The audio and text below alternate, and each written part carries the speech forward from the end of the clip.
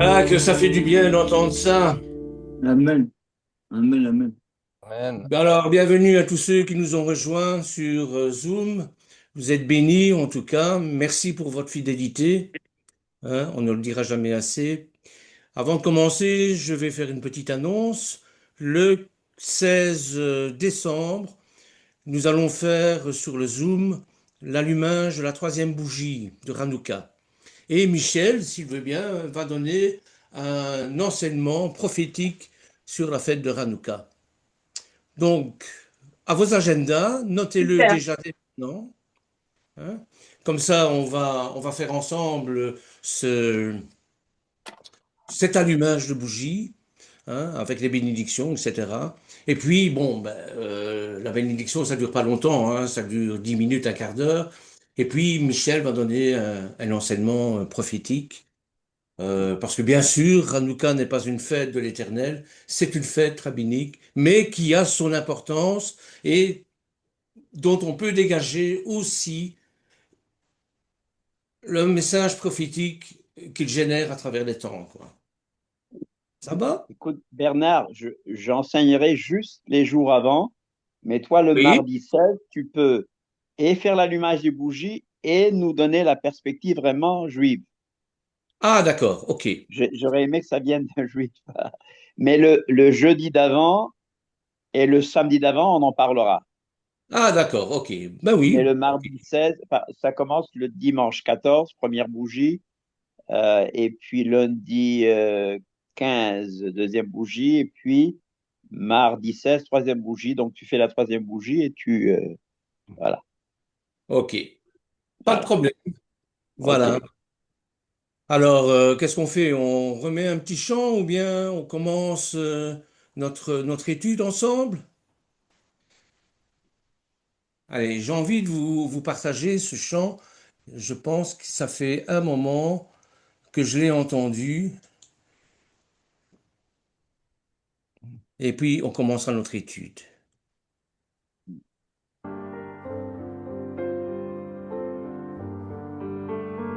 C'est tiré d'Isaïe 9, 6 et 53, versets 3 à 5.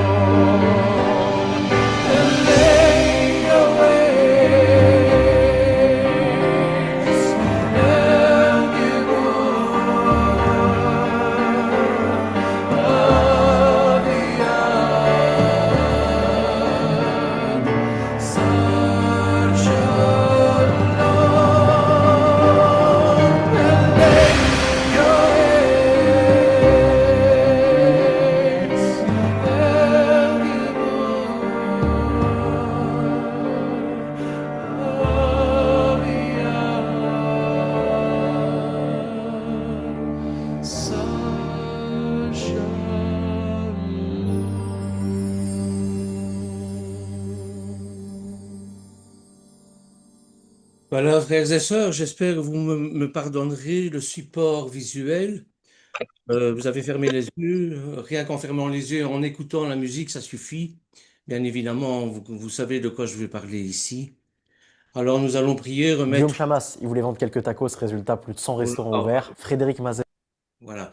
Nous allons remettre ces quelques instants entre les mains de l'Éternel. Dieu Tout-Puissant, Père éternel, nous venons devant toi, Seigneur, humblement, tous ensemble, pour écouter ta parole. Non pas parce que c'est moi qui vais le dire, Seigneur, mais parce que tu vas parler à travers ma bouche. Seigneur, aide-moi. Donne la nourriture dont nous avons besoin. Nous sommes affamés de toi. Nous sommes assoiffés de toi. Seigneur, dis seulement une parole, Seigneur, et nous serons guéris. Alors voilà, Seigneur, je te remets ces quelques instants entre tes mains. C'est tes instants à toi. Bénis tous ceux qui participent à ce rendez-vous. Bénis aussi tous ceux qui ne peuvent pas participer. Apporte réconfort, Seigneur, à ceux qui souffrent dans leur cœur, dans leur corps, dans leur âme, dans leur esprit. Seigneur, je te remets tout cela entre tes mains. Par Yeshua, Mashiach. Amen. Ve Amen. Amen. Vous êtes toujours là? Oui, oui. Amen. Amen. Amen, amen, Amen, amen, amen, amen. amen. Vous êtes toujours là? Oui, Amen. oui, t'inquiète pas. Amen, Oui, amen. On est là. Petit On est problème là, de on est son. là. nous là. Fidèle au poste. Oui, on est bien là. Ouais. Voilà, parlez-moi pour voir si vous m'entendez. Tu nous entends là? On On t'entend. t'entend très entend, bien. Bernard. Oui, Bernard. On Bernard, Oui, t'entend on Voilà, bien. t'entend. on je t'entend. vous entends, parfait. Bon, Merci en tout cas d'être là, encore une fois. Je ne saurais jamais vous remercier assez pour ça, d'être présent pour la gloire de l'Éternel, bien Mm. évidemment. Amen. Et aujourd'hui, nous allons parler de, de quelque chose d'important, c'est je vais dire, le passage de la parole de Dieu, de la parole d'Élohim au texte sacré. Mm. Nous avons vu la fois dernière, nous avons parlé du Tanakh, qui peut me rappeler un peu ce que veut dire l'acronyme Tanakh. Torah, Nevi'im, Torah, Ketuvim, Nevi'im, la Ketuvim. loi, les prophètes et les écrits. Amen. Amen. Ouais. Voilà. Nous avons vu aussi qu'il était accompagné d'autres livres, mais qui ne sont pas d'origine divine, Mm. comme le Talmud qui est la compilation de la Mishnah, qui est l'interprétation des textes sacrés en hébreu, Mm. et de la Gemara, qui est l'interprétation de la Mishnah, des textes, des commentaires, enfin de l'interprétation des textes Mm. Mm. sacrés Mm. en araméen, puisque c'était la langue parlée à ce moment-là. C'est à ce Oui. moment-là, on a vu, c'est à ce moment-là que l'araméen était la langue du peuple, hein, Mm. d'ailleurs la langue de Yeshua, et nous Oui. avons vu que au- l'hébreu était devenu une langue liturgique, Mm. le culte de Dieu. Mm. Ensuite, nous avons, Michel en a touché un petit mot, j'en toucherai encore un petit mot plus tard s'il le faut, au niveau de la Kabbale. Mm. Bon, il faut dire aussi que le Talmud traite de tous les sujets possibles et inimaginables. Mm. Donc Mm. là, vous allez avoir des perles de commentaires quand il Mm. s'agit des textes sacrés, mais vous Mm. allez avoir du n'importe quoi aussi. Mm. Donc, faire très attention. Ouais. Vous avez la Kabbale, c'est un autre outil qui s'occupe des lettres et des chiffres et ainsi de suite, hein, qui a son importance, mais qui n'est pas l'égal de la Torah, de la révélation même. Ouais, ouais. Hein. Et bon, c'est pareil chez les chrétiens, hein, vous avez aussi un tas de livres, Oula, ouais. de commentaires et ainsi de suite. Mm. Bon, euh, euh, on n'a rien inventé à ce niveau-là, hein. Alors aujourd'hui, je vais vous parler donc de cette parole Mm. qui est devenue le texte sacré. Mm. Et pour ça, bon, nous allons commencer par parler de d'un personnage très, très, très important dans le judaïsme, Mm. même dans d'autres civilisations, hein. C'est le sophère, c'est-à-dire le scribe. Mm. Le scribe qui, non seulement a une profession sacrée, parce qu'il touche au domaine du divin, Mm. mais aussi une sacrée profession, je vous le garantis. Parce que la Torah écrite est tellement codifiée qu'il Mm. faut une vie pour pouvoir la maîtriser. Et encore. Alors, euh, je vous le disais que le sophère, donc le sophère c'est le scribe, Mm. est bien plus qu'un métier. C'est un sacerdoce. Puisque nous avons parlé du Talmud, on va citer un passage qui en parle. Mm. Et on va prendre le Talmud Eruvin, chapitre 13, de Rabbi Meir, qui, si mes souvenirs sont bons, Rabbi Meir, c'est un élève de Rabbi Akiva. Si vous parlez de Rabbi Akiva avec des juifs, c'est comme si vous parliez de Saint-Augustin avec des chrétiens, hein. Mhm. C'est un peu de cet ordre-là, vous voyez? Donc c'est Mm. un passage d'Israël. Et il dit dans son commentaire, lorsque je me suis présenté à Rabbi Ishmael, Mm.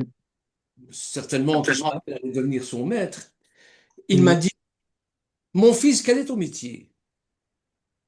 Et je lui répondis, je suis scribe. Mm. Il me dit alors, mon fils, sois rigoureux dans ton travail, car ton métier est dédié à l'Éternel.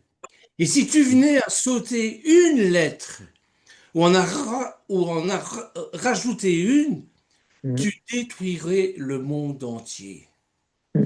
Donc, c'est vous dire l'importance que le sophère a, tout le poids qui doit, qui est sur lui au niveau de la tradition, de la, oui, de la transmission de la Torah. Et ça va même jusque dans la Brit Hadasha, parce que Yeshua lui-même va se référer aux Écritures hébraïques. C'est pour vous dire à quel point c'est important. Bon, c'est le passage où il répond que il n'est pas venu pour abolir la loi, mais pour accomplir. Et il nous dit ceci en Matthieu chapitre 5, verset 16. En Luc au chapitre 16 aussi. Donc Matthieu chapitre 5, verset 18.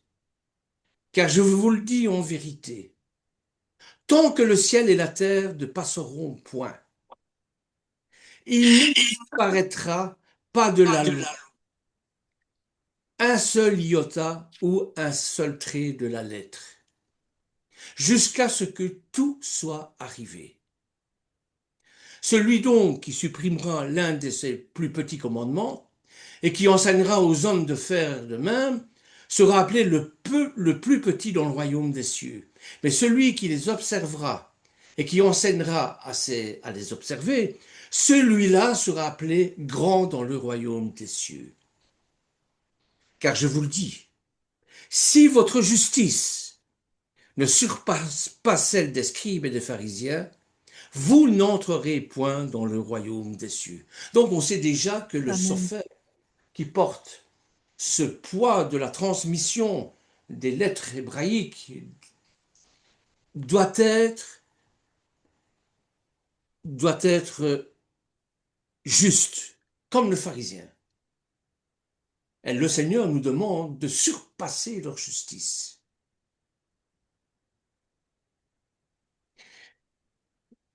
On va prendre quelques généralités. Qu'est-ce qu'il faut pour être sophère? Qu'est-ce qu'il faut pour être scribe? Eh bien, d'abord, il faut un parchemin. Et le support sur lequel seront écrits les textes sacrés doit obligatoirement provenir d'une peau d'animal d'espèce cachère, même si l'animal n'a pas été abattu rituellement. Vous savez que dans le judaïsme, tout est codifié. C'est épouvantable. Ainsi, dans la pratique, on récupère des peaux de moutons, par exemple des abattoirs, sans se renseigner sur le mode d'abattage qui a été pratiqué sur la bête. Dans ce sens-là, dans ce cas-là, c'est pas important. L'important, c'est d'avoir l'animal cachère. On doit ensuite tanner ces peaux en les destinant à la sainteté du texte qu'on va transcrire. Et on dira avant de tremper la peau dans un bain de chaux, la formule Baruch atah Adonai Eloheinu melech haolam, les rem qui doucha sefer Torah. Dans le cas où on souhaite bien sûr écrire un sefer. Un sefer, c'est le livre, hein, ce sont les rouleaux. Hein. Un sefer Torah, c'est ça. Donc, chaque fois, il y aura des bénédictions.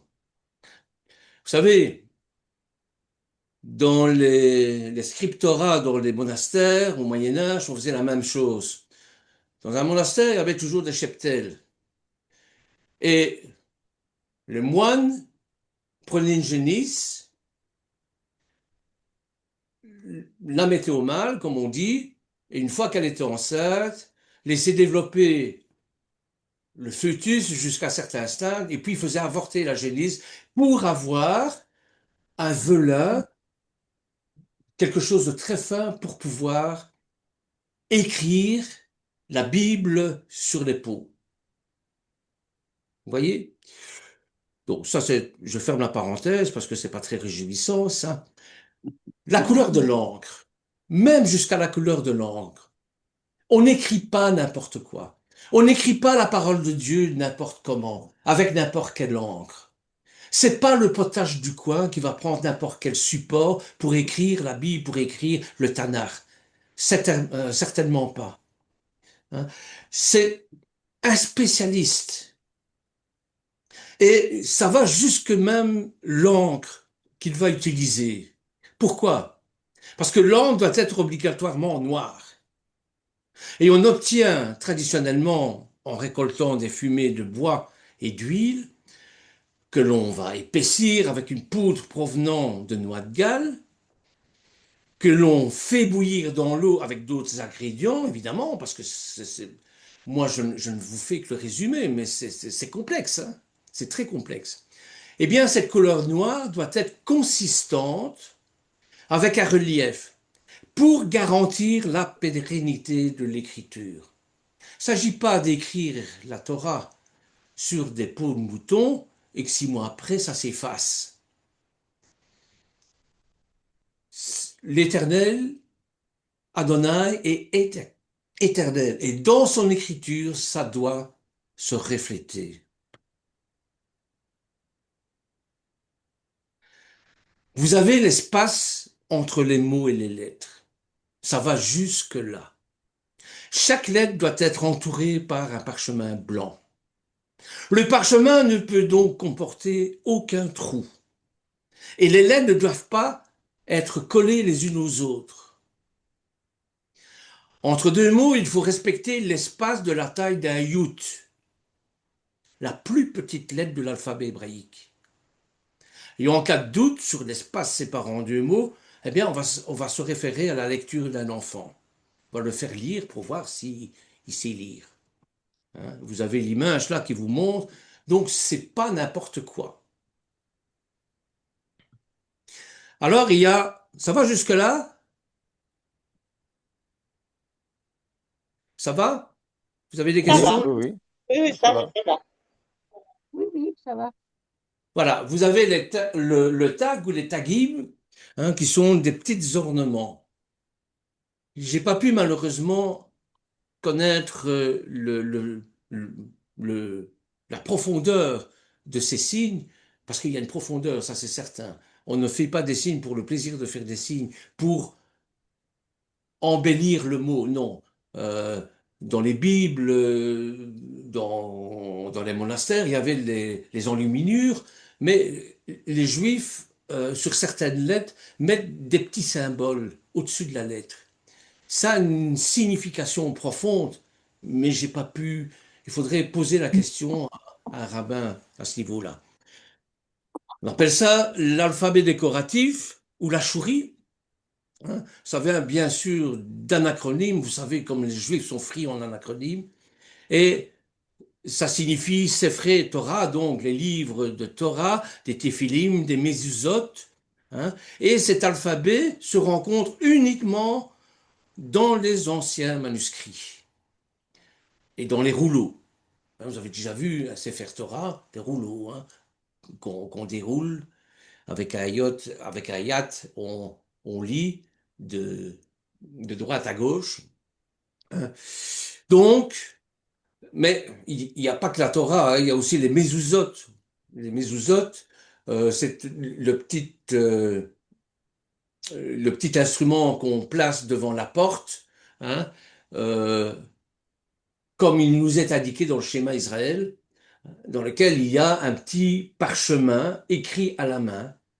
Et bien, sur certaines lettres, bon, il y a ces trois petits signes-là. Dans les Mégillotes aussi, la Megillah d'Esther, c'est un rouleau, hein, qui raconte l'histoire d'Esther. Dans les Ketubot, hein, et ainsi de suite. Donc, les lettres Shin, Ayin, Tet, Nun, Tsayin, Gimel et Sadeh doivent être coiffées de ces trois petits traits avec une pointe. Bon, maintenant, si les pointes se touchent, là, ça n'a pas beaucoup d'importance. Ça, ça ne va pas invalider le, le, le Sefer Torah parce que les petites pointes se touchent. Non. Euh, Encore heureux, hein. Vous voyez? Donc, voilà. Euh, c'est la maîtrise technique de l'écriture. Et dès son apparition, le fait de spécialistes, comme les scribes, parce que vous avez des scribes à Sumer, vous avez des scribes en Égypte, vous avez des scribes chez les Hébreux aussi, hein. Donc c'est en Israël, à partir du 5e siècle avant l'ère courante, que la primauté donnée non seulement au texte de la loi, mais aussi à son interprétation, voit le scribe idéalisé devenir le paradigme de l'homme de sagesse. C'est pour ça que le Seigneur nous demande que notre justice surpasse celle des scribes. Vous comprenez? Donc, le scribe, c'est quelqu'un vraiment de, je vais dire, très haut dans la lignée euh, dans la hiérarchie hébraïque, évidemment. Donc, et en témoignent de nombreux scribes rencontrés tant dans les manuscrits de la mer morte que dans les textes bibliques et les écrits rabbiniques. Heureusement qu'on a découvert les écrits rabbiniques. Heureusement qu'on a découvert des écrits euh, de la mer morte, hein, qui montrent que les textes écrits sont d'origine, parce qu'il n'y a rien qui change. Amen.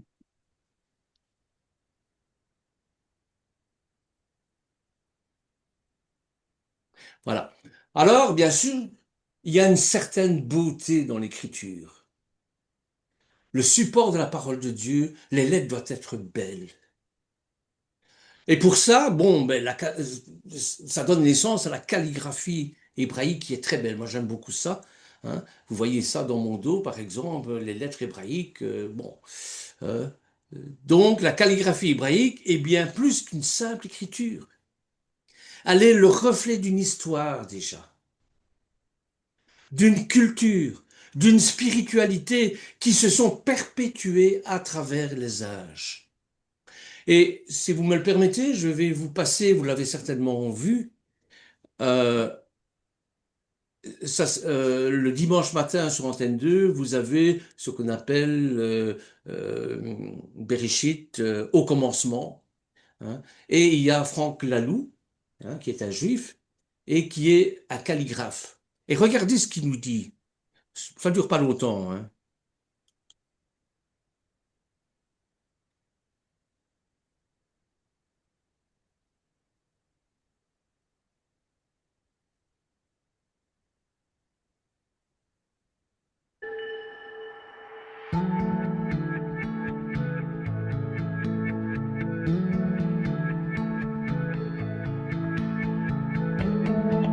Ça va, vous voyez bien comme ça?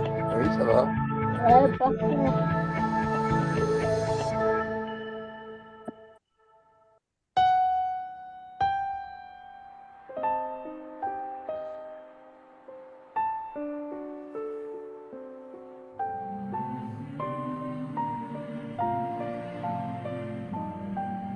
Je peux agrandir si vous voulez, hein. Agrandi, oui.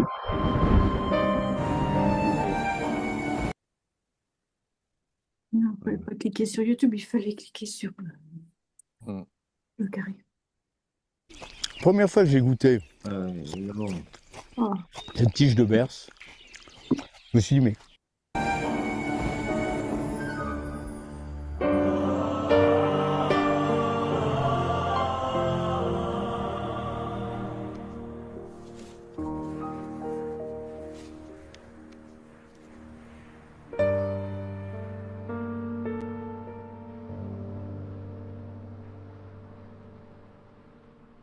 Nous présentons souvent le judaïsme comme étant une transmission d'une connaissance d'une profondeur insondable.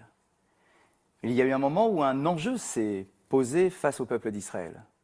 Comment faire pour transmettre cette transmission orale par une transmission écrite? Et les lettres vont donc jouer un rôle pour incarner la parole divine et le message porté par la révélation sinaïtique. Pour parler de ces lettres de l'alphabet hébraïque, j'ai le plaisir aujourd'hui de recevoir Franck Laloux. Franck Laloux, merci d'avoir répondu favorablement à notre invitation. Merci de me faire venir. Vous êtes un grand spécialiste, vous êtes un passionné des caractères hébraïques. Alors avant d'avoir quelques formes devant nos yeux, je voudrais déjà que l'on puisse plonger dans l'histoire et l'évolution des caractères hébraïques. Qu'est-ce que nous savons aujourd'hui par rapport à cette évolution, les lettres que nous connaissons aujourd'hui de l'hébreu classique traditionnel, avec ce qu'elles ont pu être dans le passé et à l'origine? Donc les lettres hébraïques ont un lieu de naissance et une date de naissance. Et on sait qu'elles ont été créées ainsi que tous les autres alphabets dans le Sinaï, moins 1800 ans avant l'ère commune. Et dans une petite excavation du sud du Sinaï, on a retrouvé le tout premier alphabet qu'on appelle le proto-sinaïtique, qui utilisait, et c'est là la chose passionnante, qui utilisait des hiéroglyphes égyptiens afin de créer le tout premier alphabet. Et par exemple, pour le Beit, ils ont emprunté le signe de la maison égyptienne. Pour l'Aleph, ils ont emprunté le taureau, et ainsi de suite. Alors, ce tout premier alphabet était encore très figuratif. Donc ce tout premier alphabet va évoluer et au cours des siècles va se simplifier et on aura le paléo-hébreu aux alentours de l'an 1000 avant l'ère commune. Et par exemple, l'écriture que l'on nomme paléo-hébreu était celle avec laquelle écrivait le roi David. S'il venait lire un livre des psaumes, le roi David ne pourrait pas lire notre hébreu. Et qui est un hébreu, on verra par la suite, qui a évolué. Donc, ce paléo-hébreu est le même que le phénicien ou que le moabite. Par exemple, si vous allez au musée du Louvre, que vous voyez la stèle de Mécha, qui est une merveilleuse stèle en pierre noire, est écrit en paléo-hébraïque ou en phénicien ou en moabite, puisque c'est l'écriture locale. Et dans cette stèle de Mocha, qui est à quelques encablures d'ici, vous pourrez voir le mot Israël et la première fois dans l'histoire, le tétragramme, écrit avec cet ancien caractère. C'est incroyable. Alors, du coup, je me pose la question, moi en tant que rabbin, mais je pense que c'est une question fondamentale. Lorsque l'on parle de la révélation sinaïtique, avec le fameux texte des 10 commandements gravé sur ces pierres, alors du coup, de quel hébreu s'agit-il à cette époque ? Mais ce serait un intermédiaire entre le proto-sinaïtique et le paléo-hébreu. Cécile B. 2000 avait déjà eu ce souci quand on voit la gravure faite par Dieu des tables de la loi, d'utiliser le paléo-hébreu ou le phénicien, qui sont les mêmes choses. Et déjà, il n'avait pas utilisé l'hébreu carré, qui est bien postérieur. Donc, si il y a eu vraiment des lettres dans le Sinaï, c'était un intermédiaire entre le proto-sinaïtique, moins 1800 ans, et le paléo-hébreu, moins 1000 avant l'ère chrétienne. Alors comment est-ce que le peuple hébreu a décidé de s'approprier finalement ces caractères, le choix de ces caractères? Donc le paléo-hébreu, ils n'ont pas eu le choix, ils étaient sur place. C'est-à-dire qu'ils ont emprunté, comme les Moabites l'empruntèrent, comme les Phéniciens l'empruntèrent, ils ont pris cet alphabet local. C'est pour ça j'ai vu une fois à l'Institut du monde arabe, les Phéniciens inventeurs de l'alphabet. C'est complètement faux. Ils ne l'ont pas inventé, ils l'ont utilisé au même titre que les Hébreux ou les Moabites. En revanche, comme ils étaient de grands navigateurs, ils l'ont diffusé. Parce qu'ils voyageaient en Grèce, même en Gaule, donc ils l'ont diffusé. Donc les Phéniciens sont les diffuseurs de l'alphabet, mais pas les inventeurs, qui reste en fait un alphabet de la région sémitique du Moyen-Orient. Et vous pouvez nous expliquer le lien entre le parler et l'écrit? Du coup, comment est-ce qu'on fait pour faire correspondre le vocable de notre bouche à une forme écrite dans le choix des caractères? En fait, dès le proto-sinaïtique et le paléo-hébreu, on a un système en fait mnémotechnique.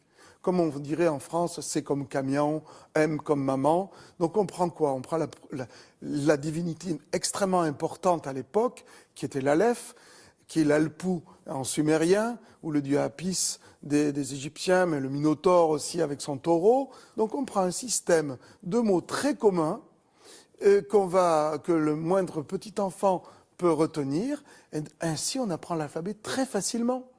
Et donc l'alphabet est une invention géniale parce qu'on a appris à décomposer la syllabe. Et la chose géniale de l'alphabet, c'est de dissocier d'abord les consonnes avec les Hébreux et après la voyelle avec les Grecs, afin que tout le monde puisse apprendre à lire très rapidement. C'est la première démocratisation de l'écriture. Dans la tradition juive, vous parliez de la séparation entre les voyelles et les consonnes. Oui. Alors, pour nous le considérons comme étant une richesse incroyable, puisque les voyelles n'apparaissent pas dans le texte premier. Oui. Alors, ça ouvre un champ de lecture qui est assez incroyable. Mais pour rester encore au niveau historique, comment se fait cet équilibre entre la consonne et la voyelle? Comment est-ce que la combinaison se forme? Faut reprendre un peu l'histoire. En fait, en moins 1000, les Phéniciens diffusent, et seulement 200 ans après, les Grecs empruntent le phénicien pour faire leur propre alphabet. C'est ainsi que cet alphabet Aleph, Bet, Gimel, Dalet va donner exactement le grec alpha, bêta, gamma, delta, epsilon, et A, B, C, D, E. Cet ordre sémitique, hébraïque, phénicien, moabite, est repris dans notre alphabet. Donc, on a une histoire très profonde. Quand l'enfant fait A, B, C, D, E, en fait, il fait Aleph, Bet, Gimel, Dalet. Donc finalement, il y a une source commune à tous ces Bien sûr, les Arabes l'avaient aussi. Les Arabes avaient le même ordre. Abougad, on appelle ça, Aleph, Bet, Gimel, Dalet. Mais à partir du prophète, ils ont abandonné l'ordre alphabétique sémitique, hébraïque, grec, latin, pour faire un alphabet pédagogique qui gardait l'alif comme première lettre, mais ensuite on a un alphabet pédagogique, c'est-à-dire d'ordre de difficulté calligraphique pour l'exécuter. Est-ce qu'à travers l'histoire juive, à travers notamment, je ne sais pas, peut-être les stèles, ou à travers, vous savez, des fois, lorsqu'on va en Israël, dans les fouilles archéologiques, on retrouve des pièces de l'époque. Est-ce qu'on arrive aussi à voir l'évolution de l'écriture à travers ces différentes découvertes? Bien sûr. Ce qui est intéressant, le début de l'histoire de l'écriture hébraïque est parallèle au début des histoires de tous les alphabets.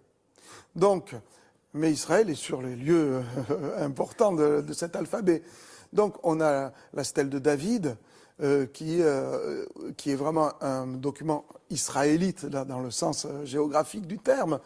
On a aussi le calendrier de Gézer qu'on retrouve au musée de Jérusalem. Toutes ces pièces-là, soit en copie, soit en vrai, soit on peut les retrouver au musée de Jérusalem, ou alors les inscriptions de Shiloah, donc dans un canal d'irrigation de Jérusalem, on retrouve ces caractères paléo-hébraïques. Donc, moins 1000. Alors, il se trouve qu'au 5e siècle, il y a eu la déportation des Juifs, donc en masse, par Nabuchodonosor. Donc, déportation, exil des Juifs donc en Babylonie. Et là, les Juifs découvrent quoi? Ils découvrent le Macintosh de l'époque, c'est-à-dire une cursive araméenne, qui permet d'écrire beaucoup plus vite et avec un stylet.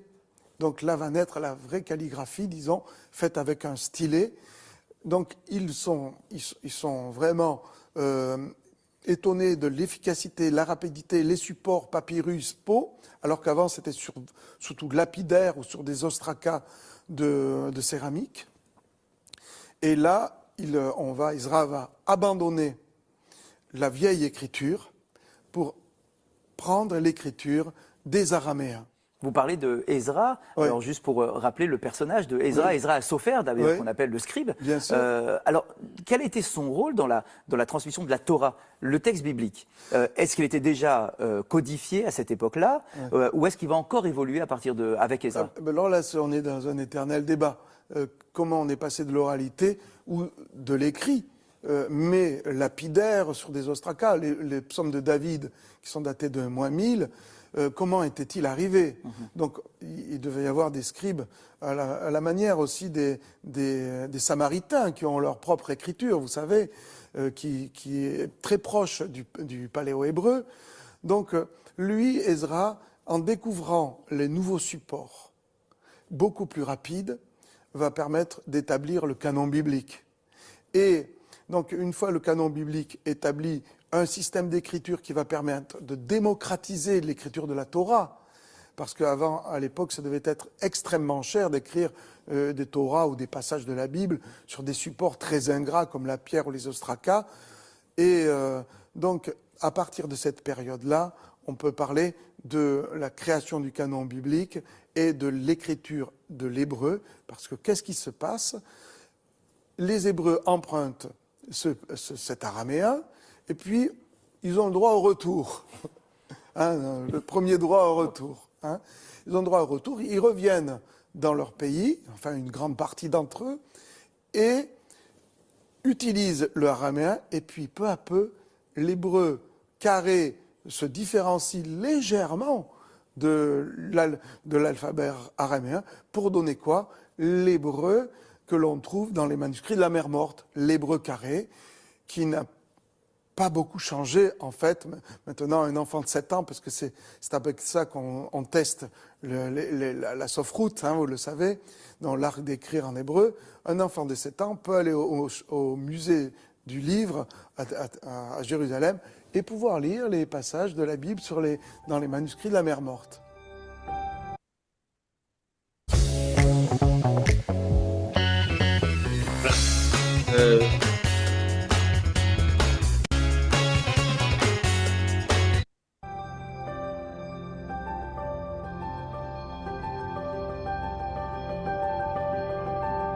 L'araméen est un groupe de langues ayant pour origine Aram, une ancienne région du centre de la Syrie. L'alphabet araméen est l'ancêtre des alphabets hébreux et arabes, ainsi que de l'alphabet Kharoshthi en Inde. La première mention araméenne dans la Bible se produit dans le récit de l'alliance de non-agression conclue entre Jacob et Laban.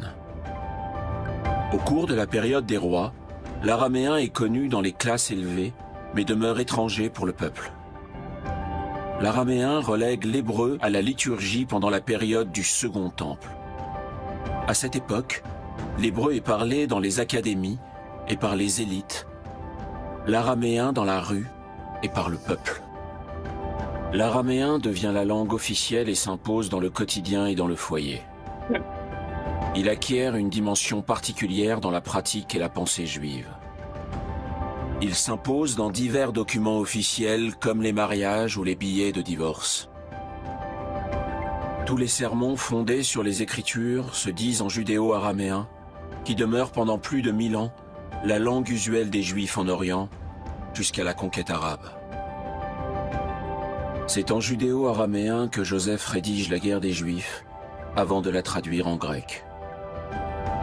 Les Talmuds de Jérusalem et de Babylone, achevés respectivement au début et à la fin du 5e siècle, représentent la pièce maîtresse de la littérature judéo-araméenne.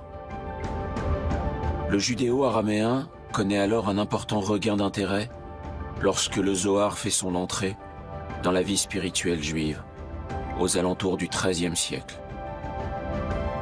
La fondation de l'État d'Israël en 1948 marque alors un tournant majeur pour ces communautés araméophones. L'hébreu moderne est adopté. La littérature judéo-araméenne est très riche. Parmi les prières en judéo-araméen figurent le Yekum Purkan, les poésies liturgiques de la Haggadah et d'importantes prières comme le Kaddish et le Kol Nidré. Alors je suis impatient de voir comment est-ce que cela peut se manifester concrètement à travers la forme des lettres, la calligraphie, et ce que représente, puisque du coup, nos commentateurs ont abondé dans une symbolique des lettres, d'un point de vue kabbalistique, qu'est-ce que ça représente exactement. Est-ce qu'on pourrait par exemple parler du Aleph, qui est donc la première des lettres de notre alphabet? Bien sûr. Alors, pour que ça passe bien à la télé, j'ai pris une encre bleue, Hein, souvent la sophrite, feu noir sur feu blanc, mais c'est joli en bleu aussi. Donc par exemple, si je prends le taureau proto-sinaïtique, on avait une chose comme ça, une forme de taureau avec sa corne, son œil, et c'est devenu le proto-sinaïtique. L'Aleph, moins 1800 ans, c'est cette forme-ci. En paléo-hébreu, ça s'est simplifié, on a eu un Aleph comme ça. Et on retrouve la corne, le museau, mais c'est déjà un peu plus abstrait. Et les Grecs, qu'est-ce qu'ils ont fait? Ils ont simplement retourné et on a eu notre A. Donc le A, c'est un taureau. Et puis, après le caractère hébreu que nous connaissons, lui va venir de quelque chose beaucoup plus sec que ça, qu'on trouve à Qumran. On trouve un aleph de la sorte à Qumran, et on retrouve l'essentiel de l'aleph, c'est-à-dire cette barre oblique, un iode ici, un iode ou un vav ici, en 3 parties, et non symétrique non plus. Hein, ce n'est pas une simple croix. Et donc après, notre aleph va se codifier au cours des siècles. On aura toujours l'essentiel de ce qu'on avait à Qumran pour avoir notre bel aleph que nous connaissons. Mon meilleur souvenir serait la découverte du delta du Mékong en bateau sous les cocotiers. Ah, une de mes...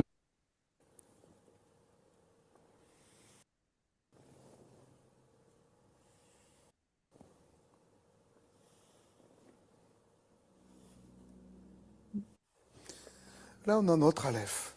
On le reconnaît bien, et dans sa puissance et dans sa symbolique. Parce qu'il y a 2 types d'interprétation. Il y a une interprétation sur la forme de la lettre et ensuite sur sa signification. Les kabbalistes se sont toujours passionnés d'abord pour la forme. Un peu comme quand on regarde une personne, on dit qu'elle a un corps. Les lettres ont un corps. Et d'après leur physionomie, elles vont engendrer une symbolique. D'abord, physionomie. L'aleph est quelque chose d'extraordinaire parce que il est, dans sa forme, il est le résumé même de toute la pensée hébraïque. Le premier trait de l'aleph, c'est celui-ci. C'est cette oblique. Alors, bon, on peut se dire, c'est une oblique. Mais non.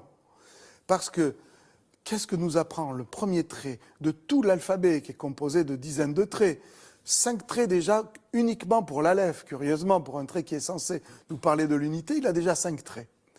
Ce premier trait extraordinaire signe le principe de séparation de la création. C'est-à-dire, vous savez, ce geste qui est tellement humain qu'on trouve dans toutes les civilisations, de séparer le geste. Et ce trait-là indique le Lehavdil, quelque part, le Bereshit bara Elohim et Hashamayim ve'et haaretz, c'est-à-dire on sépare le ciel et la terre, l'humide et le sec, les ténèbres de la lumière. Donc la philosophie, la pensée juive est résumée déjà dans ce seul trait. Je sépare. Et là, on va encore plus loin. C'est-à-dire que je sépare, certes, mais curieusement, regardez, c'est un trait qui sépare et qui réunit le point A et le point B. Donc on est devant, quelque part, le monument de la pensée juive, le paradoxe. Notre pensée est une pensée paradoxale. Il faut apprendre à vivre avec le paradoxe.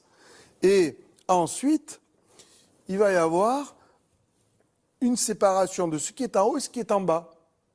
Mais pas un trait vertical. Parce que si j'avais un trait vertical comme dans l'alif de la calligraphie arabe, j'aurais ce qui est à gauche et ce qui est à droite. Donc j'aurais un dualisme dont on ne peut rien faire. Tout ce qui est à gauche, tout ce qui est à droite est à droite. Si j'avais un trait horizontal, j'aurais le haut et le bas drastiquement séparés. Mais la sagesse de ce trait-là, c'est qu'il y a autant de choses à gauche et en bas, de part et d'autre de ce trait-là. Donc je suis dans un dualisme encore paradoxal. Alors, si j'ajoute le trait du bas, il va m'évoquer ce qui était avant qu'il y ait cette séparation. Quelque part, ce mystère du un, ce mystère de pourquoi il y a quelque chose plutôt que rien. Et si je trace le trait du haut, qui se symbolise par un iode aussi, je finis quand même la lettre ici, donc on a de nouveau une sorte de dualité entre le haut et le bas, mais reliée par le trait premier de l'aleph. Donc certes, toujours dualité, mais unification. Et ce qui est magnifique, c'est que les deux traits qui sont ici, qui sont là, ne sont pas pris au milieu comme une croix. On n'a pas une croix, on a un décalage qui est ici, qui va donner une zone, un entre-deux, et l'entre-deux est aussi toute la pensée hébraïque du haver, c'est-à-dire le passage d'un état à un autre état. Alors c'est absolument passionnant. Vous parliez d'unicité, Oui. De séparation. Est-ce qu'on peut profiter justement pour rappeler que dans la tradition hébraïque, chacune des lettres de l'alphabet correspond à une valeur numérique. Oui. Le Aleph étant le 1, l'unique, l'unicité. Oui. Donc on a ce fameux paradoxe. Donc on a la lettre de l'unique, de l'unicité, qui vient montrer tout de même une séparation dans la dualité. Bien sûr, et merveilleusement, parce qu'il n'y a qu'une seule lettre qui est constituée d'un seul trait, c'est le iode. Et le iode aurait, dans certaines traditions, on dit que c'est lui qui a commencé le mode, parce que c'est le point. Donc c'est ça, le iode. Et donc ce iode est fait d'un trait. Mais là, on a la première lettre de l'alphabet Aleph, qui est la première lettre du Echad, 1, d'Elohim aussi, Elohim qui est le créateur de l'univers. Ce n'est pas le tétragramme qui est le créateur de l'univers, qui est censé être, lui, l'unité dont on parle dans le schéma. C'est une lettre qui est censée nous parler de l'unité et qui est faite de 5 traits. Nouveau paradoxe.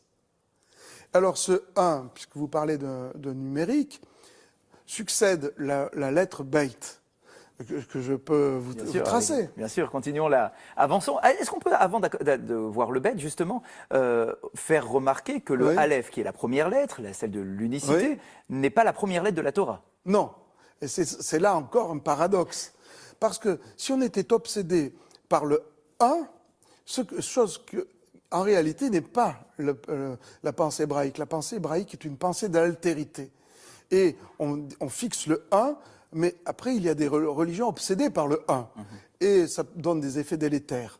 Tandis que la Torah commence par le Beit. Et donc, je vais vous le tracer.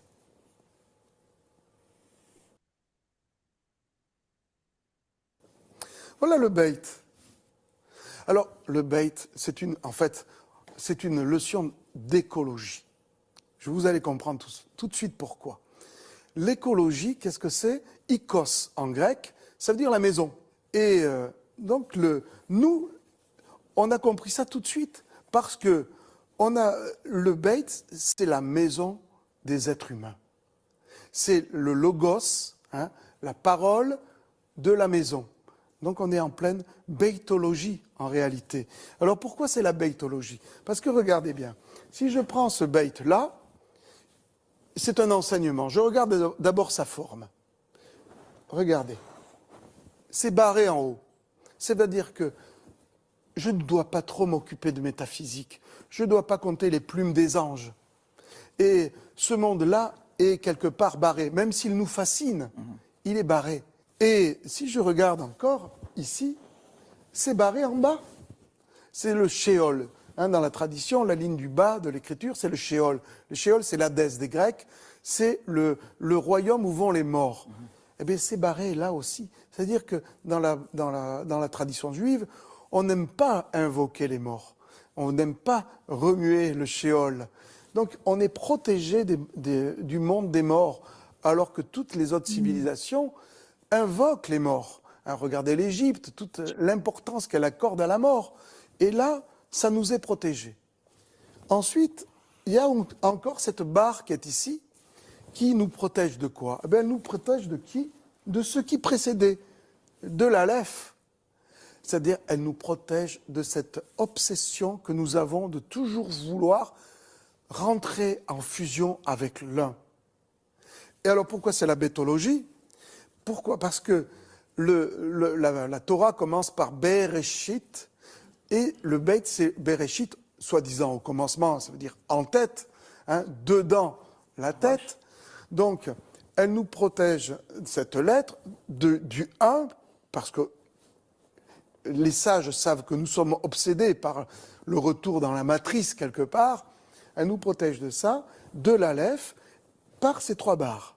Mais, remarque, les talmudistes, il y a cette petite queue de l'Aleph, que n'a pas le Kaf, qui en fait marque la nostalgie, malgré tout, structurelle qu'a l'être humain de l'unité. Alors il ne nous reste pas grand-chose dans cette bétologie, dans cette écologie, il ne nous reste plus que cette part d'ici, en fait, qui est une flèche, qui nous dit que, puisque c'est le sens de l'écriture hébraïque, nous n'avons que le projet, que la projection. Souviens-toi de demain. C'est pour ça qu'il n'existe pas de présent en hébreu. Il n'y a que l'inaccompli qui existe et l'accompli, mais c'est la lettre de l'inaccompli, c'est-à-dire le je serai à yes ou je serai à i, mais jamais le je suis. Et donc cette lettre merveilleuse, elle méritait, comme dans le petit conte du Talmud, méritait d'être la bracha, c'est-à-dire la bénédiction de notre monde. Alors notre monde est béni. Alors quand je parle d'écologie, c'est cela. Nous sommes responsables de là où nous habitons.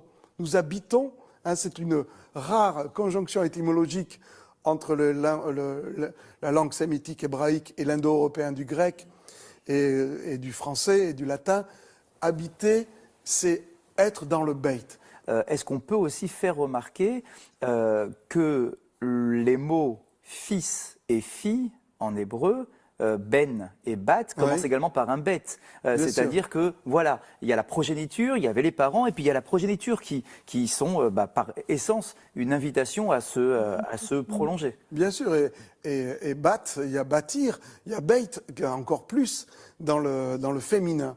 Un petit peu comme, si je peux me permettre, cette Bereshit bara Elohim et, au commencement Dieu créa et.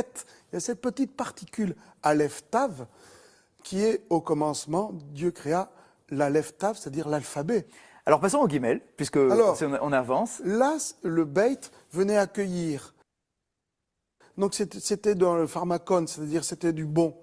Mais après, quand on reste trop dans la matrice, eh bien c'est du poison. Tu quitteras ton père et ta mère. Vous connaissez ce passage. Alors, d'ailleurs, il n'y a pas 2 portes à votre maison. Ah non, là, non, il y a c'est une maison ouverte. Voilà, on peut aller que de l'avant. Alors, pour se libérer de la maison, l'alphabet nous offre quoi? Le guimel. C'est-à-dire une place, non pas une Harley Davidson devant notre maison, mais un chameau, parce que c'était plus à l'époque, le chameau. Alors, juste après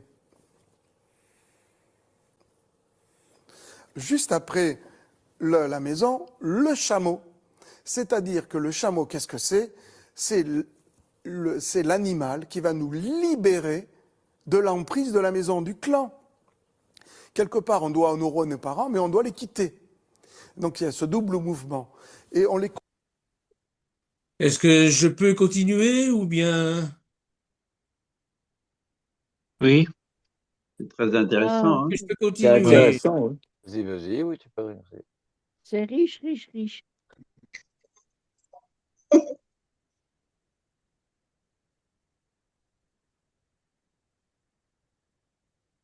Est-ce que ça la semaine prochaine? Comme tu veux. Est-ce que vous êtes d'accord qu'on continue encore un petit quart d'heure? Je sais, je vais dépasser l'heure. C'est pas Non, grave.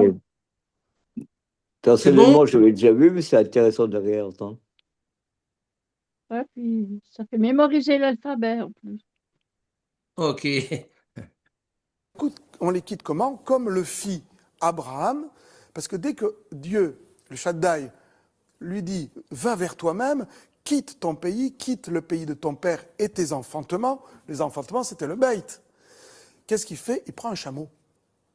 Alors, les merveilles de l'hébreu, quelles sont-elles? C'est que le chameau, c'est aussi la richesse, mais aussi, si vous regardez bien un petit dictionnaire à 10 €, vous verrez que c'est le sevrage. C'est-à-dire qu'on a le chameau, GML, la racine GML, le chameau. Vous avez la racine de la richesse, mais vous avez aussi le sevrage. C'est-à-dire la famille, le sevrage, et donc c'est le voyage. Le lech lecha, va-t'en, tu prends un chameau, tu te sèvres. Mais pourquoi? Parce que tu as une richesse intérieure. Tu ne peux pas quitter ta maison beit si tu n'as pas eu l'éducation, la transmission, la Kabbalah au sens transmission. Et on a vraiment finalement la forme du mouvement, On a le mouvement. comme un pied, des pattes. Ah ben bien qui sûr, le gimel, c'est le mouvement, on voit le dos de linage du chameau. Donc c'est prendre ce qu'on avait à la maison chez nous, bien sûr, les valeurs, ouais, pour pouvoir s'adapter au monde extérieur. Voilà, parce que le désert, là où va le chameau, ce sont les épreuves, les bonnes comme les mauvaises. Le scorpion sous les pierres, mais les oasis avec leur bon repas et peut-être la fiancée, la choulamite qui se cache sous un palmier. Et si nous passons à la lettre suivante, au dalet. Alors regardez, vous êtes dans le désert et tout d'un coup, d'une manière un peu surréaliste, apparaît une porte. Parce que cette lettre-là, comme toutes les autres, c'était libérateur, mais je ne peux pas passer ma vie à voyager. Hein? Donc, il faut arriver à un point. Et le point que nous offre l'alphabet, quel est-il? Eh bien, c'est le dalet que je vous dessine.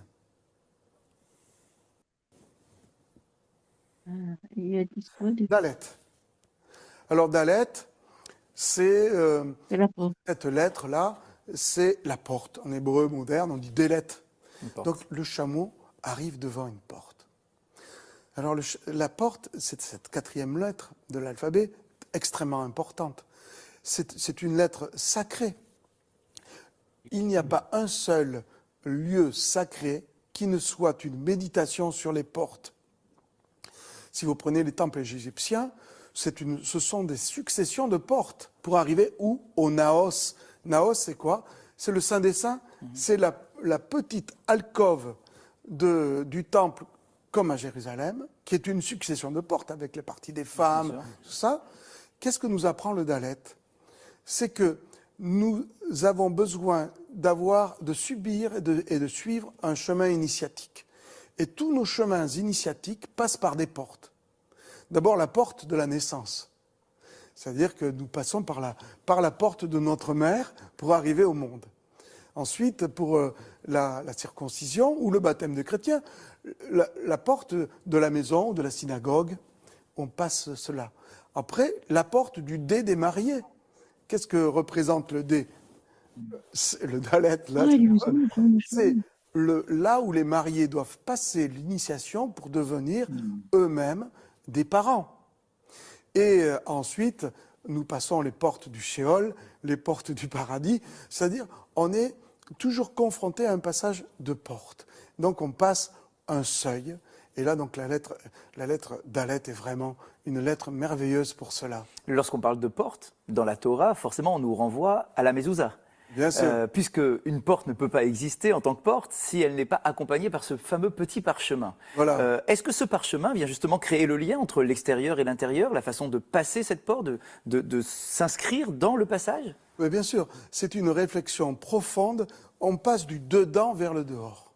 Et ça veut dire que ce n'est pas un geste anodin de passer du monde civil, quelque part laïque, au monde sacré de la maison. Parce qu'en réalité, le vrai temple, c'est pas la synagogue, c'est la maison, c'est là où on va manger.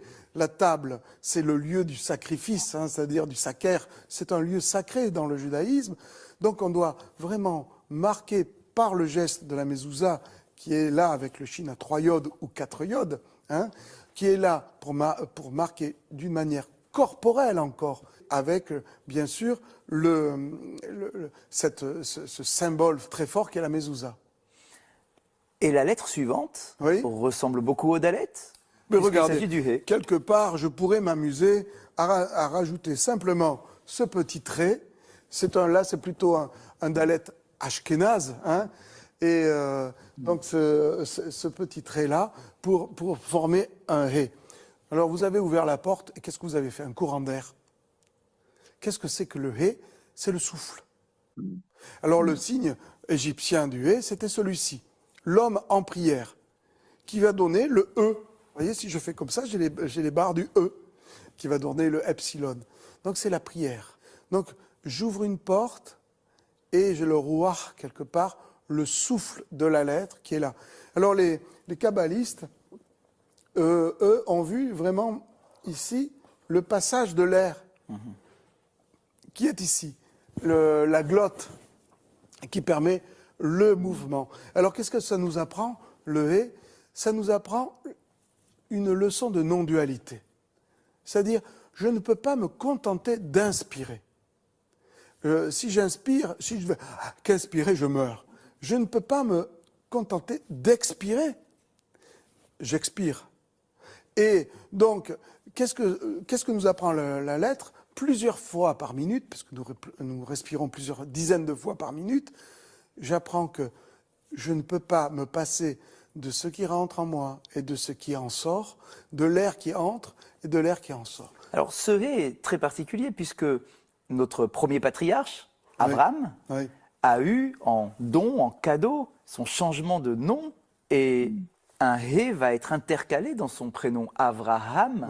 Et d'ailleurs, nos maîtres vont nous dire que le monde a été créé par la lettre hé. Voilà, alors, qu'est-ce que l'on trouve à travers tout cela? Le tétragramme, dans les 4 lettres du nom de Dieu, 2 de ces 4 sont des hé. Donc, on a une sorte d'importance comme ça majeure sur cette lettre. Bien sûr. Alors, ce qui est intéressant, il y a le tétragramme, il y a le bigramme.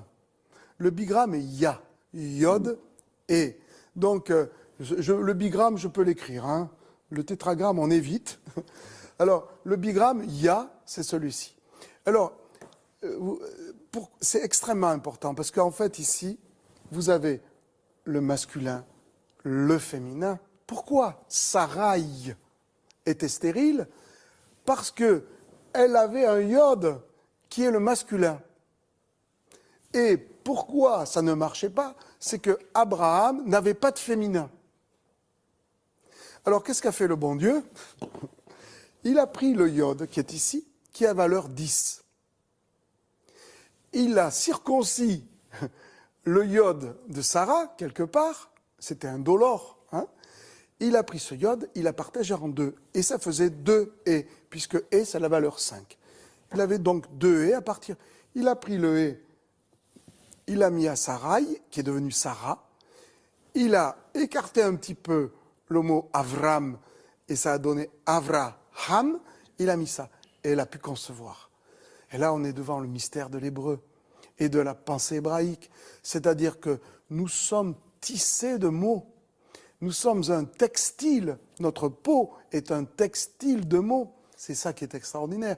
Donc il n'est pas étonnant que ce soit Freud qui ait découvert l'inconscient et la puissance du Witz, parce que là on est dans du jeu de mots, mais la puissance du Witz pour créer nos vies. Donc finalement, les lettres que nous portons en nous, ou à travers nos prénoms, nos noms, ont une incidence directe sur ce que nous sommes. Bien sûr. Je pense qu'il n'est pas du tout anodin de porter tel ou tel nom. Et vous, avec vos dos d'alette. Et puis moi, je m'appelle Franck. Pourquoi? Pour Frank Sinatra. Je ne suis pas devenu un danseur, mais je suis devenu un danseur de lettres. Je suis intrigué par une lettre qui m'a toujours passionné. Vous en avez parlé tout à l'heure. Il s'agit du Shin. Est-ce que vous pouvez aussi nous le montrer, ce fameux Shin? Avec grand plaisir. C'est une des lettres, bien sûr, que tout calligraphe adore faire. Alors, voilà le Shin. Hein. Donc le Shin, ce sont ces 3 yodes qui sont en fait les 3 patriarches, avec Abraham, Isaac et Jacob. Et dans la prière, on ne dit pas le Dieu d'Abraham, Isaac et Jacob, une sorte de Dieu qu'on mettrait avec en facteur. Non, c'est le Dieu d'Abraham, le Dieu d'Isaac, le Dieu d'Isaac. C'est-à-dire qu'elle nous apprend qu'il y a une pluralité de la vision du divin, peut-être une unité du divin, mais ce qui importe le plus Israël, qui comporte ce Shin, c'est la pluralité du regard ou du ressenti par rapport au divin. Vous avez parlé d'un Shin, c'était pas une erreur, de 4 Yud, oui. Parce que je tenais à dire oui. que dans le boîtier des téphilines, oui. Donc dans l'écriture normale, un Shin a 3 Yud et tout le monde utilise ce Shin encore en Israël aujourd'hui dans le langage parlé et écrit. Pourtant, dans la tradition hébraïque, le boîtier des téphilines que nous portons sur la tête a d'un côté un Shin à 3 branches, le Shin traditionnel, et d'un autre côté, on a un Shin avec 4 Yud. Cette lettre n'existe pas non, c'est la 23e lettre de l'alphabet. Razak. Alors, qu'est-ce que représente ce Shin à 4 Yud? Pourquoi un 4e Yud? Alors, donc on dit que c'est la lettre du Messie. Alors, et là aussi, c'est une préscience extraordinaire. Les talmudistes comme les kabbalistes ont compris que la Torah était un ensemble de lettres qui était un code. Hein, d'ailleurs, c'est un code comme exactement nos adresses Internet où il n'y a pas de vide. Dans la tradition, on dit que la Torah, ce n'est qu'un seul mot qui va de Bereshit jusqu'à Israël, donc Beit Lamed. Alors, ce qu'ils ont inventé, c'est que lorsque l'ère messianique arriverait, on introduirait le Shin à 4 Yod dans la Torah. Ils ont inventé le virus informatique. C'est-à-dire qu'on prend un seul élément, on l'introduit dans le code et le paradigme de notre monde est complètement changé, transformé. Le monde, après l'introduction du Shin à 4 Yod dans l'ensemble de la Torah, qui n'est qu'un seul mot, on arrivera dans l'ère messianique où le bien dominera. Et on ne peut pas se séparer sans nous parler de la dernière lettre de l'alphabet tout de même, le Tav.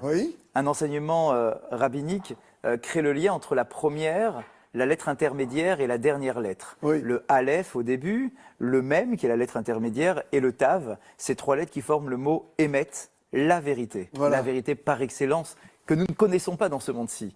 Alors ce Tav, qu'est-ce qu'il nous porte, qu'est-ce qu'il représente? Voilà le Tav. Donc, alors le Tav, à partir du Bereshit, à partir du commencement, le temps va être inventé et l'espace juste après. C'est-à-dire que dans le paradigme, dans le mode de création que nous vivons, le monde qui est ici, que les kabbalistes appellent Malchut, hein, qu'est-ce que c'est? Tout désormais aura un début et une fin. Et cette fin-là n'est pas une fin pessimiste. Hein, c'est pas la mort, hein, comme dans Mavet. C'est pour ça que la lettre Tav ne commence pas le monde, parce qu'elle est certes dans Emet, la vérité, mais si on lui enlève le Aleph, elle devient la mort. Non, ce n'est pas le Tav de Mavet, c'est le Tav du renouvellement. C'est pour ça qu'on parlait de l'ère messianique tout à l'heure. L'ère messianique n'est pas la fin du monde ou des mondes, c'est la fin d'un système où le mal domine, où le bien ne peut pas se passer du mal pour être exprimé, vice-versa. C'est un changement de paradigme. Alors le Tav, certes, finit l'alphabet, mais en fait, il commence. C'est pour ça qu'il est bon de commencer l'alphabet en l'écrivant en cercle, c'est-à-dire que un petit peu comme dans la couverture de mon livre avec ce tsérouf, ce mandala hébraïque, où juste à côté de l'Aleph figure le Tav, et on est dans un renouvellement en réalité permanent de la pensée et du désir. Franck Laloux, merci beaucoup. Merci de nous avoir fait découvrir ces lettres, ces formes, cette représentation du divin à travers ces caractères hébraïques. Merci à vous tous et nous nous retrouverons dimanche prochain pour une nouvelle émission. Voilà, frères et sœurs, ce que j'avais envie de vous partager. Vous êtes toujours là? On est là. Oui, Toujours c'était là, oui. super, merci Bernard. Oui, Bernard, merci. Merci beaucoup. Très bien. On est là. Très Merci intéressant. beaucoup, Bernard. Merci. Très, très intéressant. Merci Bernard. Merci Bernard, c'était très intéressant, oui. La fois prochaine, nous continuerons. J'ai une question, Bernard. J'en ai une Vas-y. aussi après. J'ai une question. Il dit qu'ils vont ajouter à l'ère messianique une lettre, mais dans Deutéronome, on nous dit qu'il faut rien rajouter dans la parole. Donc c'est pas une erreur de leur part, ça? Oui, bon, disons C'est que. pas à la Torah, hein, qu'il a dit. Ah si. C'est pas rajouté à la Torah, mais c'est Ah pas. si. On peut remettre. il a Il a dit dit que la rajouter à Torah la Torah. sera modifiée par cette lettre à l'ère messianique. Il a dit ça. C'est Oui, enregistré, je peux le dans tous les remettre. cas. C'est pas un Non, c'est nouveau les mot, mais parchemins de la levée de Sera. Il y a une nouvelle lettre. ouais, t'as raison. Mais c'est pas un rajout de quelque chose de nouveau, c'est le Mashiach vraiment qui est là déjà dans la Torah. Qui était prévu de tout temps. Voilà, de toute Ouais, c'est éternité. pour ça que je disais, c'est une erreur. Il a dû mal formuler. Pourtant, il parle très bien, mais comme il a formulé, moi, ça m'a fait bondir. J'ai failli couper pendant la vidéo. Non, Je me Dieu suis ne change retenue. pas. Donc. C'est bien d'avoir Retenue. réagi comme ça, c'est bien. Mais c'est vrai que le quatrième lettre du Shin, eh bien, c'est le Mashiach. C'est Yeshua. Et pourquoi au Shin et Oui, mais pas. il existe depuis toujours, le Messia. Il est pas rajouté à l'ère messianique. Il Oui, était mais. au commencement avec Dieu déjà. Ouais, mais ils l'attendent encore, donc. Oui, Est-ce qu'on peut dire, Oui, mais c'est pardon, pas le bon. C'est est-ce pas le qu'on peut bon dire qu'ils par exemple attendent. que quand il est venu il y a 2000 ans, c'est une autre forme où il s'est présenté? C'est peut-être un peu dans ce sens-là où, même s'il ne change pas, hein, que ce soit le père ou lui, ça. mais dans un certain aspect, il a quand même, il est devenu homme. Donc c'est une forme de, c'est dans la préscience, il savait qu'il allait faire ça. Mais est-ce que c'est dans cette forme-là qu'on peut dire qu'il a comme, Et enfin, il n'a pourquoi? pas Et évolué, pourquoi, mais voilà. et pourquoi sur Comment? le Shin? Pourquoi sur le Shin? Parce que le Shin représente des dents qui vont broyer le Mashiach. Et c'est pour ça que, bon, on aurait pu mettre un Yud autre part, sur une autre lettre. Mais Ouais, pourquoi ah sur ouais. le Shin? Parce que le Shin, c'est comme dans Shemen, par exemple, qui est l'huile, la menorah, qui est l'huile de la menorah. Ça veut dire que le Mashiach va être broyé pour Ouais. pouvoir, pour pouvoir nous Mm, sauver. Et ça, D'accord. c'est quelque chose qu'il n'a jamais connu. Donc, du coup, Mais bon, ça c'est mon interprétation à moi, évidemment. Je ne sais pas si ça te satisfait. N'oublions pas, Ah oui, tout à fait. Ouais. n'oublions pas les Nikoud aussi. Les Nikoud n'existaient pas dans le texte original, donc il fallait mettre les Nikoud, ces points pour comprendre les Pour paroles. avoir la voyelle. Mais Ouais, ce n'est tout à pas, fait. ce n'est pas quelque chose à rajouter au texte, Non. c'est plutôt pour comprendre le texte. C'est ça. Tout à fait. Mais bon, on examine toute chose et on retient ce qui est bon. Mais ce qui est intéressant, c'est que en parlant ainsi, on voit que plusieurs fois, il a fait un coup d'œil au Mashiach, Yeshua, et il a parlé de la manière même messianique nazaréenne Amen. de voir Dieu, La de Trinité. voir Elohim. Voilà, donc plusieurs fois, même s'ils évitent d'aller plus loin, on voit que c'est des clins d'œil à la divinité du Mashiach et du Saint-Esprit. Hein. Oui. Amen. Non, Et pas vraiment. normal, le messianisme juif est le même que le messianisme chrétien, puisque c'est le Mashiach. Leur Mashiach, c'est notre Mashiach, à part que eux n'arrivent pas à le voir, n'arrivent pas à le reconnaître. Parfois, j'ai envie de les secouer. Pour l'instant, Yeshua, il n'est pas encore. Ce que pour tu me eux, dis il là, est pas là. Il voulait même mourir pour eux, rien que pour ça. Ouais. voilà, si vous avez d'autres questions. Oui, j'en avais Katia, une. ça va? Tu vas bien dormir ce soir? Moi, ça va. Après, ouais. Mais après, moi, je prends ça avec des pincettes, honnêtement. Je suis transparente, honnête avec vous. C'est pas quelque chose que je regarderais. Moi, Pour retenir j'estime que j'ai beaucoup de travail à faire sur la parole déjà de Dieu. Et j'ai toujours été une évangéliste, donc j'aime bien, mais à petite dose. Mais c'est D'accord. très intéressant. Mais en même temps, je suis comme ça. Je suis très sur mes gardes. Je fais attention. Ouais. Voilà. C'est bien, hein. Tu fais bien. Non, mais tu fais bien. Tu fais bien. Tu fais C'est comme très une bien. fois, il y a un frère qui était dans Racine hébraïque qui m'avait envoyé, je me rappellerai toujours, il m'a envoyé une prière. Au début, je savais pas, il n'était pas trop dans le groupe. Tu sais, je sais plus comment il s'appelle là. Bon, bref. Et il m'a envoyé une prière en photo pour que Ouais. je commence à faire le kidouche. Et je lis la prière et il y a écrit au l'honneur de nos patriarches et tout. J'envoie un message direct. Je dis, mais qu'est-ce que c'est que ça? Il manque Yeshua. C'est au nom de Beshem Yeshua HaMashiach. Il est où? C'est qui les pas? Pourquoi les au nom des patriarches? C'est pas au nom d'eux. Et de suite, tu vois, il m'a dit, mais non, c'est rien, ma sœur. Tu rajoutes. Mais lui, il fait la prière comme ça. Mais moi, ça, je ferai pas. Tu vois, Non. Mais t'as bien Ouais, là, non, mais t'as fait. j'ai été invitée au Hanouka.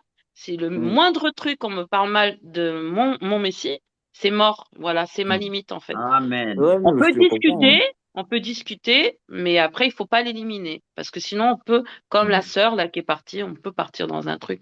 Donc, c'est vraiment lui, notre rédempteur, et Ah, non, mais voilà. amplement. C'est un peu comme chez les Tout à fait. catholiques où ils ont carrément mis Marie, les saints, enfin tout le monde avec, Voilà. et Ouais, hop, oui, on peut non, se mais mettre à c'est prier tout bon, le monde, bref. quoi. Donc, Ouais, enfin, ouais. bref. Tu es sage.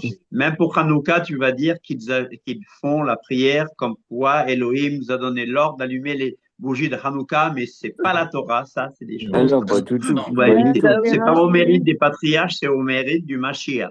Et puis, C'est honnêtement, ton d'allumer. s'il y a moyen, je vais en profiter pour évangéliser tranquillement en discutant, en parlant d'Ésaïe 53, en tâtonnant aussi, voyant. Ouais, Mais faut si le pas non Seigneur, plus. il m'appelle à faire ça, il peut m'utiliser sans problème. Voilà. Faut pas non Voilà. plus épouser, quoi. Il faut rester prudent, hein. C'est comme on l'a Ouais, dit, tout à hein. fait. Tout C'est à pour ça fait. qu'on a insisté On sur n'a pas la les brusquer. canonicité des Écritures, et Mm. puis le reste, c'est apprendre et à laisser. Yeshua a pris ce qui est bon et il n'a pas tout rejeté. Il a fait Pessah Tout à fait. selon Tout la à fait. tradition rabbinique, je dirais, mais il Ouais, dit plus ou moins. c'est moi l'agneau. En l'honneur, quand ils disent en l'honneur de l'agneau, on sait que cet agneau, c'est Yeshua. Amen. Donc, Oui, puis après, par Pour exemple, nous, oui. deutérocanonique, voilà. on peut prendre qui est historique, par exemple, ou quand c'est reconnu vrai, bien sûr. Hein. Mais Tout à si fait. Voilà. c'est des choses, voilà, si c'est autre chose, bon là, par contre, c'est pas à prendre comme la parole divine, c'est pas possible. Exactement. Par exemple, pour Hanouka, encore, comme tu parles de deutérocanonique, on va mentionner premier Maccabée, deuxième Maccabée. C'est ça, ouais. Pour ce qui Ils est ne en, sont ouais, pas des en livres première partie. révélés, inspirés. Par contre, en ce qui Voilà. concerne la Nouvelle Alliance, enfin dans le Nouveau Testament, ce qu'on appelle, là, Mm. par contre, c'est un peu plus litigieux parce que bon, tout ce qu'on prend comme Évangile de Barnabas, enfin tout ça, je l'ai lu, hein, Oui. et il contredit même le Coran. Donc, je veux dire, il dit que c'est Oui, non, mais c'est bon. leur faux On prophète en qui est a parlé Mohammed. samedi, là. Voilà, c'est ça, ouais. Donc bon, enfin, Et même le Coran voilà. ne dit pas la même chose. Donc c'est pour dire que Ah si non, c'était un mais musulman qui a tout à écrit fait. ça, bon bah il était complètement à côté de la plaque, quoi. Déjà rien que là, Voilà. rien que pour ça. Mais La j'avais une question en Torah, fait. la C'est Torah par rapport a été donnée à nos frères, la Torah a été donnée à nos frères juifs, donc il est bon de savoir ce qu'ils pensent, comment eux voient Ah les non, choses. mais amplement. Bien sûr, bien sûr, bien sûr. Bon. Il y a Yves Et qui a demandé la parole. Hein. Tout à fait. vas-y Yves, à Allô, toi. allô. J'ai trouvé ça super intéressant, la vidéo que tu as mis en place. Il y a une chose qui dit à un certain moment donné, quand il parle qu'il n'y a pas de verbe être comme le verbe je suis en hébreu. Et c'est drôle quand on compare certaines traductions, ok, comme les versions seront, qui disent dans Exode 3,14, je suis celui qui suis.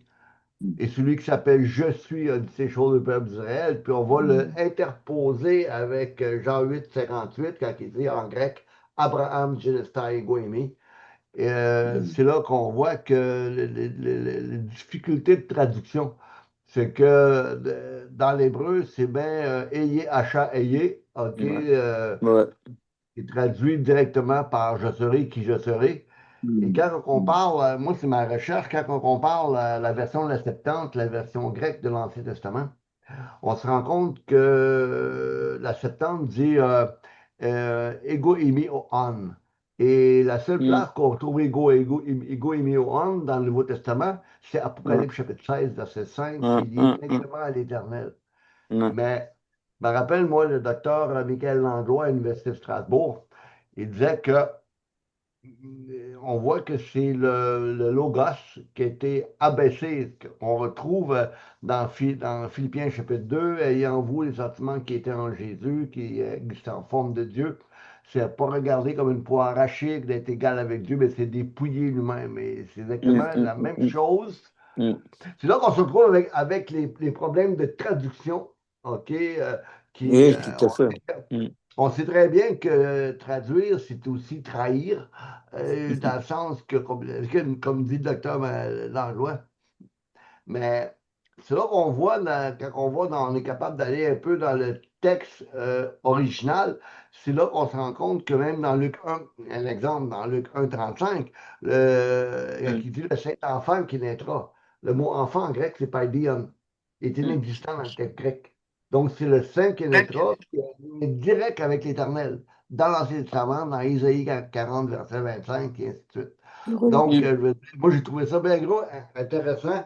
La confirmation, moi, j'avais fait 2 ans d'hébreu à l'Université hébraïque de Jérusalem, puis je me rends compte que, je veux dire, malheureusement, comme quelqu'un disait tantôt, il faut en prendre, puis il faut en laisser, puis il faut être capable d'être discerné, comme Yeshua a fait.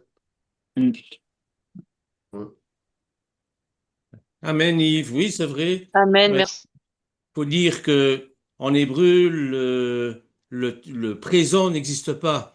Vous avez un passé, vous avez un futur très rapproché. Pourquoi ils pensent comme ça? Ben parce que ce que je dis maintenant, eh bien, c'est déjà du passé. Oui, c'est ça. Il disait Alors, accompli et à accomplir. c'est ça. C'est-à-dire, Moi, quand je lis ça, ayez à chair ayez, et quand je lis la traduction, je suis celui qui suis, je comprends pas. Je dis, pour moi, ça veut rien dire. Mais par exemple, j'ai été celui qui vous fera devenir, là, je comprends mieux. Parce qu'en réalité, c'est ça, c'est toute cette progression-là, c'est l'évolution spirituelle que nous devons avoir. Et il n'y a que Adonai qui nous a fait sortir d'Égypte Tout à fait. pour justement d'abord comme peuple et ensuite comme nation, 1948. Enfin, encore une fois, c'est ma vision à moi. Voilà. Mais c'est l'Éternel, parce qu'il disait que, voilà, si vous ne croyez pas en qui que je suis, quand il dit un peu plus haut, il dit avant, voilà, je crois que c'est le chapitre 5, sauf erreur. Voilà, c'est ça. Bah, vous mourrez dans vos péchés. Donc, il confirme bien qui il est. Il est l'Éternel, c'est ce qu'il dit. Hein. Il est le même aujourd'hui, l'Éternel. Voilà. Donc, comme il dit, il était le rocher qui était en train d'abreuver Israël quand il est sorti d'Égypte. Mais j'avais aussi une autre question par rapport à ça, puisqu'il était quelquefois question un peu, ces jours-ci et puis aujourd'hui, là, dans l'étude, un petit peu question comme de forme de code. Et qu'est-ce que vous pensez de ça? Qu'est-ce que vous pensez des codes? Alors, il y avait les codes, ce qu'on appelle numériques. J'ai aussi un livre qui est, bon, je me souviens plus très bien de l'auteur, mais je crois que c'est Yaakov Ramsey, ou je prononce très mal sûrement. Mais il a dit, Yeshua, on le retrouve dans toute la Bible. Les codes. Voilà, dans des codes. Et donc, avec des lettres équidistantes, on arrive à retrouver plein de choses que l'Éternel a encodifiées à travers l'écriture. C'est ça, vous pensez que c'est concret? C'est quelque chose de... Oui. Justement, quand il a parlé de ça, moi, j'ai tout de suite pensé à... Donc, c'est quelque chose qui est sorti dans les années 90, mais ça, c'est peut-être d'avant encore, hein, mais en tout cas, moi, j'en ai eu connaissance à ce moment-là. C'était au grand jour, ouais. C'était au grand jour, à un moment donné, ouais. Il y a une équipe je crois israéliens qui avait net la Bible, la Torah, et il en était ressorti en faisant, je ne sais pas si c'était tous les 50 lettres, enfin voilà, il retrouvait des mots. Y compris de notre histoire. Alors, ça peut être Auschwitz, ça peut être la Révolution française, des choses qui ressortaient en filigrane dans la Bible. Exactement. Retrouver en prenant comme ça un code toutes les 50 lettres, ou bon, peut-être des bêtises, mais enfin, voilà, ou plusieurs. Il y en a une multitude, en fait. Une multitude. L'honnêteté de faire la même chose avec la Brit Hadasha, avec l'Alliance renouvelée. Et ils ont trouvé également des codes. Oui. Moi, je salue l'honnêteté qu'ils avaient eu de faire la même chose En fait, peut-être l'idée, c'était de démontrer que la nouvelle alliance ou l'alliance renouvelée plutôt, n'était pas inspirée de Dieu. Et bien, en fait, voilà, ils ont retrouvé la même chose, le même code. Ouais. Donc, voilà. Je pense qu'il y a, oui, il y a des codes, par exemple, avec le nom d'Amam et le procès de Nuremberg, c'est évident. Exactement. Bon, Exactement. l'Apocalypse, si vous n'étudiez pas les codes de l'Ancien Testament, du Tanakh, on n'y comprend rien. Pourquoi ce sont des codes 3, 6, 8, 7? Ce sont des codes qui reviennent constamment. Et si on n'est pas averti à ces codes-là, ben, sincèrement, moi, au début, quand j'ai lu l'Apocalypse, j'ai rien compris. Une bête à 7 cornes, pourquoi 7 cornes? Ben, c'est le chiffre 7 qui revient. La création, Rien que le. la création en 6 jours avec le 6e jour, l'homme. 6e, ça se dit chichi en hébreu. Chichi, c'est aussi la tunique du Cohen. Pipi Il y a en des portugais. codes qui viennent comme ça, qu'il faut pour moi Eh étudier. ben, bah oui. Maintenant, il ne faut pas faire de la spéculation. Ça, c'est clair. Moi, Alors, j'ai il faut une dire, question. voilà, on va Ah, prendre pardon, des lettres comme ça, et puis hop, c'est 1940. C'est un peu dangereux. C'est comme faire de la spéculation sur la revenue de Yeshua. Donc, je Oui, fais non, très non, ça méfiant, non. mais Je pourrais Ça te non. dire quelque bon, chose. je n'ai pas toutes les cartes en main, évidemment. Trois Voilà. personnes. Si vous me permettez, si je pourrais dire quelque chose. Nel, C'est comme Yeshua. Moi, je l'ai vu, je ne m'en rappelle plus dans le tu as texte, mais quelque dans chose à nous dire, Nel? Ouais. Il y a Hein? Yves qui parle, là, Il y a Bernard. Il y Yves a qui Yves. parle, Bernard. D'abord Non, c'est Yves, moi. Nel et Non, ensuite. Il doit y avoir un peu de Non, décalage. c'est rien je vous dis quelque chose de très bref. Moi, j'avais vu à un moment donné, dans les textes hébreux, quand on parlait tantôt de Yeshua, on parle de code, mais c'était marqué, je ne me rappelle plus dans quelle traduction, mais c'était marqué délivrance. Puis le mot délivrance en hébreu, quand c'est traduit, OK, c'est Yeshua. C'est, donc, c'est pas rien que des lettres. C'est des fois, il y a des endroits où est-ce que c'est traduit par Yeshua, C'est ça. C'est ça. dans C'est l'Ancien ça. Testament. C'est ça. Hein, puisqu'on arrive à Hanouka et on a un chant, Maot Sur, Yeshuati. Yeshua. Yeshuati. Ouais. Voilà. C'est ça. Donc, Yeshua, Yeshuati, c'est le Messie, bon, le salut, il est dans toute la Bible. Hein. Ouais. Amen. Et en plus, ce qui est incroyable quand même, c'est que bon, juste après la suite de Moshe et de Moïse, bah, qu'arrive-t-il? C'est Josué. Et franchement, bon,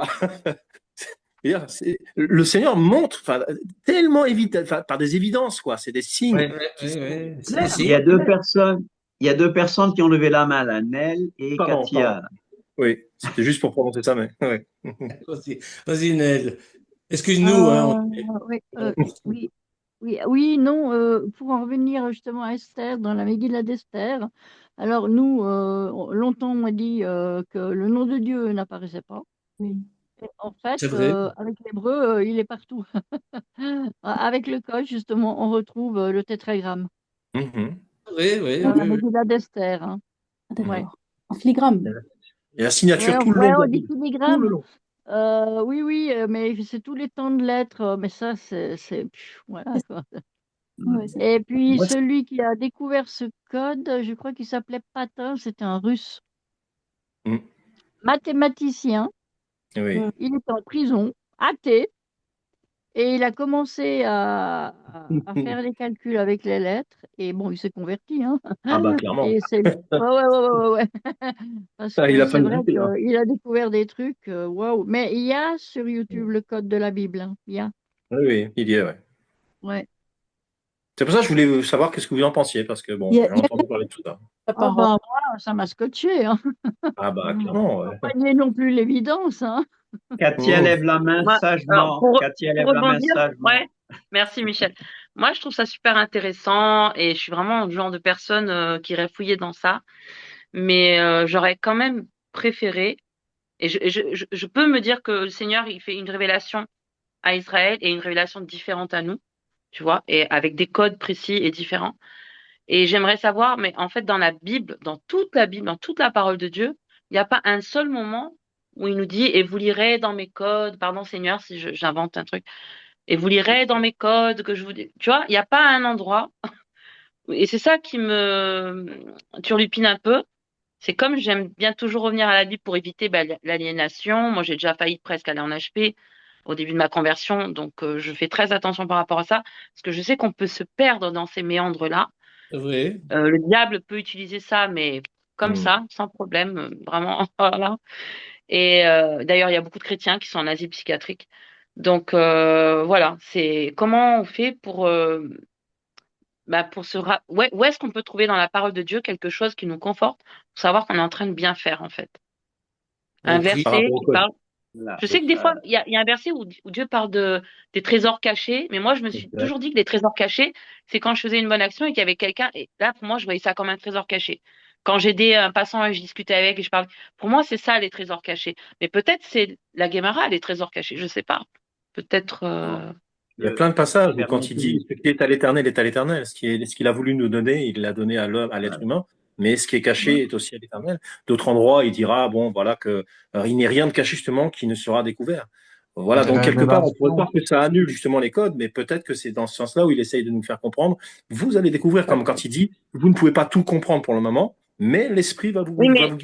Du coup, tu es en fait, là, ça renforce ce que Paul même est venu dénoncer, que la lettre tue, alors qu'on devrait plus se laisser guider par l'esprit. Si on est guidé, oui, par l'esprit. Parce que si tu lis tout comme un roman, là, oui, c'est clairement, voilà, tu peux pas. Si tu prends la lettre, tu dis, bah, ça, c'est ça.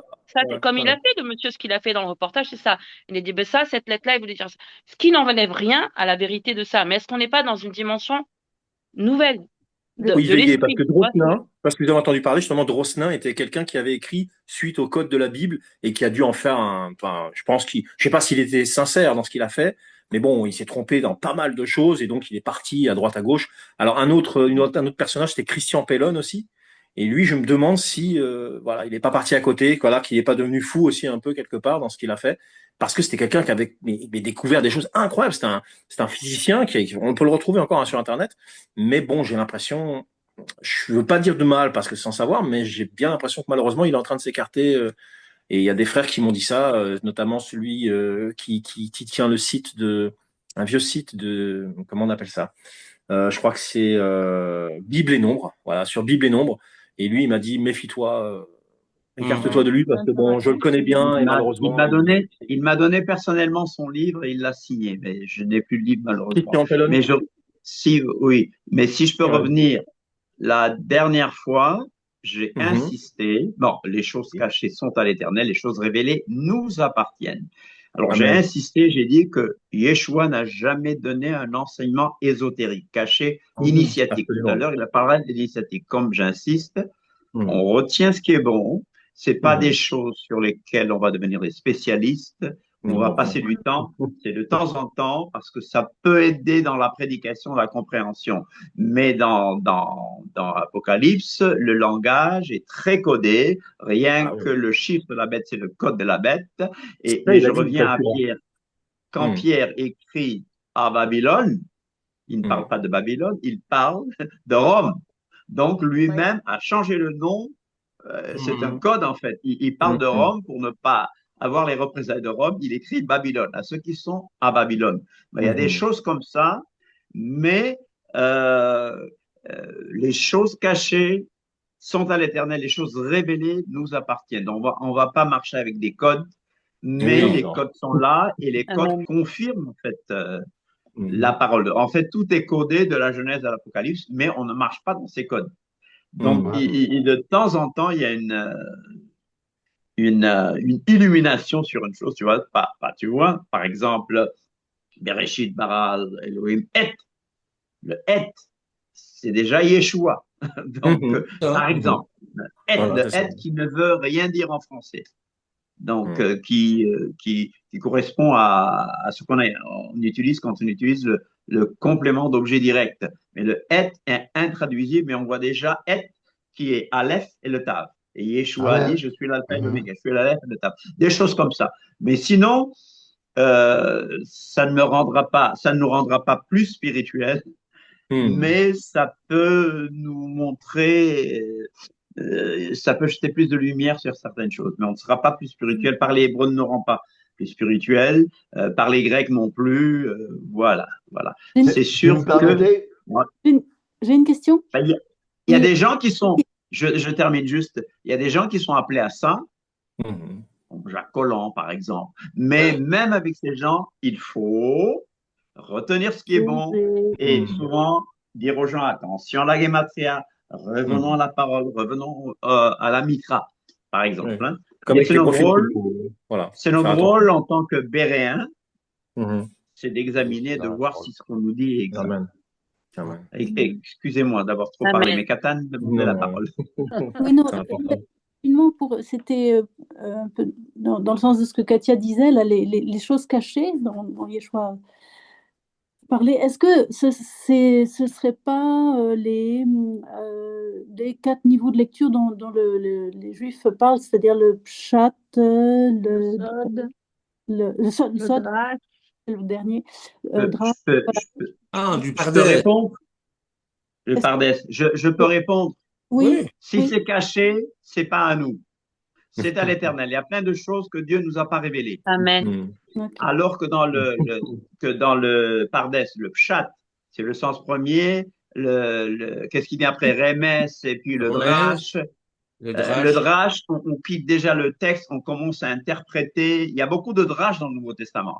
Dans le Nouveau Testament, dans les Écritures. Beaucoup de drash. Le sod, par contre, je reste très prudent avec le sod qui est le sens caché, le sens secret. Je reste très prudent. Voilà. Oui, parce qu'après, ça part. Ça me fait penser un peu à ce que Paul disait en Galates, je pense, lorsqu'il disait que je connais en partie, et, je prophétise en partie, mais quand le parfait sera venu, je n'aurai plus besoin de prophétiser. C'est ça. C'est Corinthien qui dit ça aussi.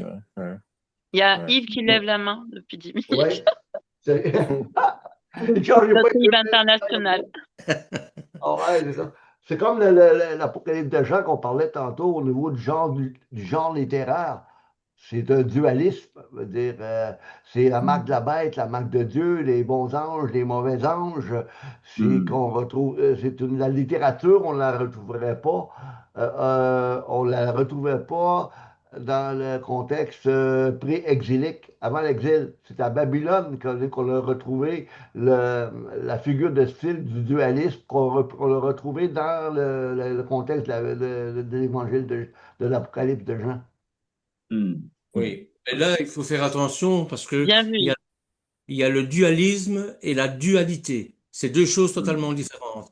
La dualité, c'est simple. Au point de départ, on est un, Erat, et puis l'Éternel nous sépare en deux entités, si je peux m'exprimer ainsi, avec un pôle masculin, un pôle féminin, un homme, une femme pour faire des enfants, pour reformer le un.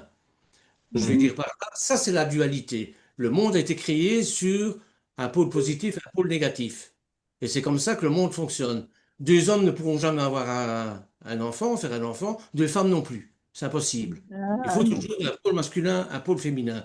Et l'homme et la femme ne formeront qu'une seule chair. Eh bien, ça, c'est reconstituer le un. Ça, c'est la dualité. Le dualisme, c'est différent. C'est comme il expliquait avec la barre transversale. D'un côté, c'est le bon, d'un côté, c'est le mauvais. Comme le dualisme manichéen. Le dualisme manichéen, c'est l'esprit, l'âme, c'est bon, parce que ça vient de Dieu. Le corps, c'est mauvais. Donc, il y a toute une série de dérives qui sont venues à cause de ce dualisme. Voilà. Donc, le dualisme, c'est vraiment faire la séparation bon-mauvais. Et comme il disait, avec l'Aleph, avec cette barre transversale, cette césure, eh bien, bon, il y a autant de bons en dessous qu'autant de bons en dessous à cause de la formation de l'Aleph. Et ça, il explique la dualité en réalité, et pas le dualisme. Enfin, je sais pas si... Voilà, en tout cas, la semaine prochaine. Je crois qu'il y a Yves qui veut répondre, Bernard. Ah, pardon. Non, non, non, c'est correct. Ma main, j'avais oublié d'enlever ma main, mais je comprends ce que tu veux dire. Je parlais tantôt, quand je me suis exprimé, je parlais au niveau littéraire. En tout cas, c'est qu'est-ce que moi j'avais appris à l'université, je veux dire, concernant le genre littéraire. C'était pas le même genre littéraire comme dans la littérature hébraïque, là. Toute la structure du genre Oui. littéraire. Oui, c'est vrai que au niveau littéraire, vous avez toute une série de figures de style. Moi, la figure Voilà. de style que j'ai apprise et que j'aimais beaucoup, c'est le chiasme. C'est-à-dire, vous avez deux mots, Ouais. et puis deux mots en dessous, et ça formait une sorte de croix. Bon, mais il y a d'autres figures de style aussi, hein. Vous avez toutes les figures de style possibles, inimaginables. La Bible n'a pas été écrite en un jour. C'est vraiment l'œuvre de plusieurs siècles qui ont été mis par écrit, bien sûr. Voilà, la Voilà. semaine prochaine, si vous voulez, mardi, on continue, si vous le désirez. Ah oui. J'aimerais bien que tu montres l'importance des targonim, hein, donc Oui, si tu peux rajouter ça, quoi. Voilà. oui, En d'accord, tout d'accord. cas, Oui. n'allons pas au-delà de ce qui est écrit. Voilà. Amen. Surtout Tu veux pas nous faire plutôt une histoire sur Hanouka? Bientôt, Hanouka. Moi, Dans 15 si jours. j'en Je ferai. vais être invitée, je vais rien savoir, je vais être une ignare Non, là-bas. je ferai. Et Bernard va allumer les bougies et donner son témoignage en tant que juif. Mais avant, le Oui, jeudi mais vous le d'avant et faites le 16. Moi, je vais le 14. Je suis invitée au Centre culturel juif. Ah, Et tu du veux coup, le le 14? 14. J'ai demandé à Bernard s'il fallait convoquer une réunion, mais S'il on te plaît, trouve qu'il est Bernard. peut-être sage. Voilà. Le mardi. Il est peut-être sage de ne pas trop saturer les gens, sauf s'il y a une demande. Voilà. Le 14, c'est quand La le première 14? bougie. C'est le Ah dimanche? non, mais pas le faire le Dimanche. 14. C'est pas ça que je voulais dire. Le faire le mardi, mais faire Oui. un cours sur Hanouka, puisqu'on va rentrer dans la période. Mais le jeudi d'avant, Ah, je ok. parlerai pas de Hanouka. Et le samedi D'accord. 13, j'y reviendrai. Ah Et oui, bon, c'est bon. mardi, Bernard, On il sera fait des pros d'ici directement là. la pratique. Hein, pardon? On sera des pros avec 2 cours juste avant. C'est parfait. Oui, mais Bernard montrera le côté vraiment pratique, l'allumage, pourquoi de droite à gauche. Mais ça encore, on insiste, ce n'est pas une fête de l'Éternel. Mais Non. qu'est-ce qu'on va apprendre dans cette fête? Ouais. Qu'est-ce que ça m'enseigne? Moi, je dis Hanouka, ça nous ramène vers la Torah. Noël, ça nous éloigne de la Torah. Voilà. C'est vrai, et puis c'est vrai que ça nous donne un petit peu du baume au cœur parce que dans une période où tout le monde fête des trucs que nous on fête pas, ben ça fait du bien de se raccrocher aux racines hébraïques. Hein. C'est Ça vrai nous qu'on renforce, se sent seul. ça nous fixe dessus au lieu de, tu vois, d'être tenté de ah ben il y a Noël qui arrive. Voilà, on a quand même un supplément, même si on sait que c'est pas une fête de l'Éternel. J'imagine que comme ça appartient au peuple juif, il est tolérant avec ça. Enfin, c'est pas la même chose qu'une fête qui n'a rien à voir et qui part du Père Noël ou d'un lapin. Ça, c'est bien différent. C'est Exactement. historique. C'est comme Purim. Ben, Purim, si, il a dit de fêter. C'est pas pareil. Il a dit, je crois.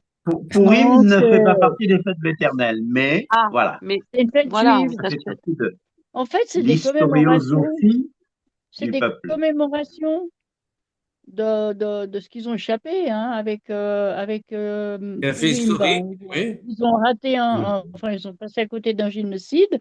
Et puis, bon, ben, les Grecs, ben, ils n'étaient pas tellement sympas et ils en ont eu marre, ils les ont virés, quoi. C'est des commémorations. Ouais, ouais. C'est pas Voilà. demandé par Dieu aussi. Alors, elles sont pas voulues par l'Éternel, mais bah, à l'époque, il y avait déjà plus que les Juifs, hein, parce que les 10 tribus, elles étaient loin. Mais Yeshua, c'est juste des commémorations. Mais je pense qu'ils les faisaient autrement que comme c'est fait aujourd'hui aussi, hein. Yeshua n'a pas condamné Oui, voilà. Hanouka, par Non, exemple. Il se promenait dans le temple. Voilà. ouais, il Il y en était, ouais. profite pour donner un message. Et nous aussi, nous Voilà. pouvons profiter, mais ceux qui me disent, moi, c'est seulement les 7 fêtes. En fait, il y a 8 fêtes. Hein. C'est seulement les 8 fêtes de l'Éternel. Je respecte. Voilà. C'est comme C'est pour quoi la la huitième? nourriture, les goûts, les couleurs, enfin tout ça. Quoi. Pardon, il y a C'est quoi 8 la fêtes de huitième fête? l'Éternel. C'est laquelle la huitième? Compte-les.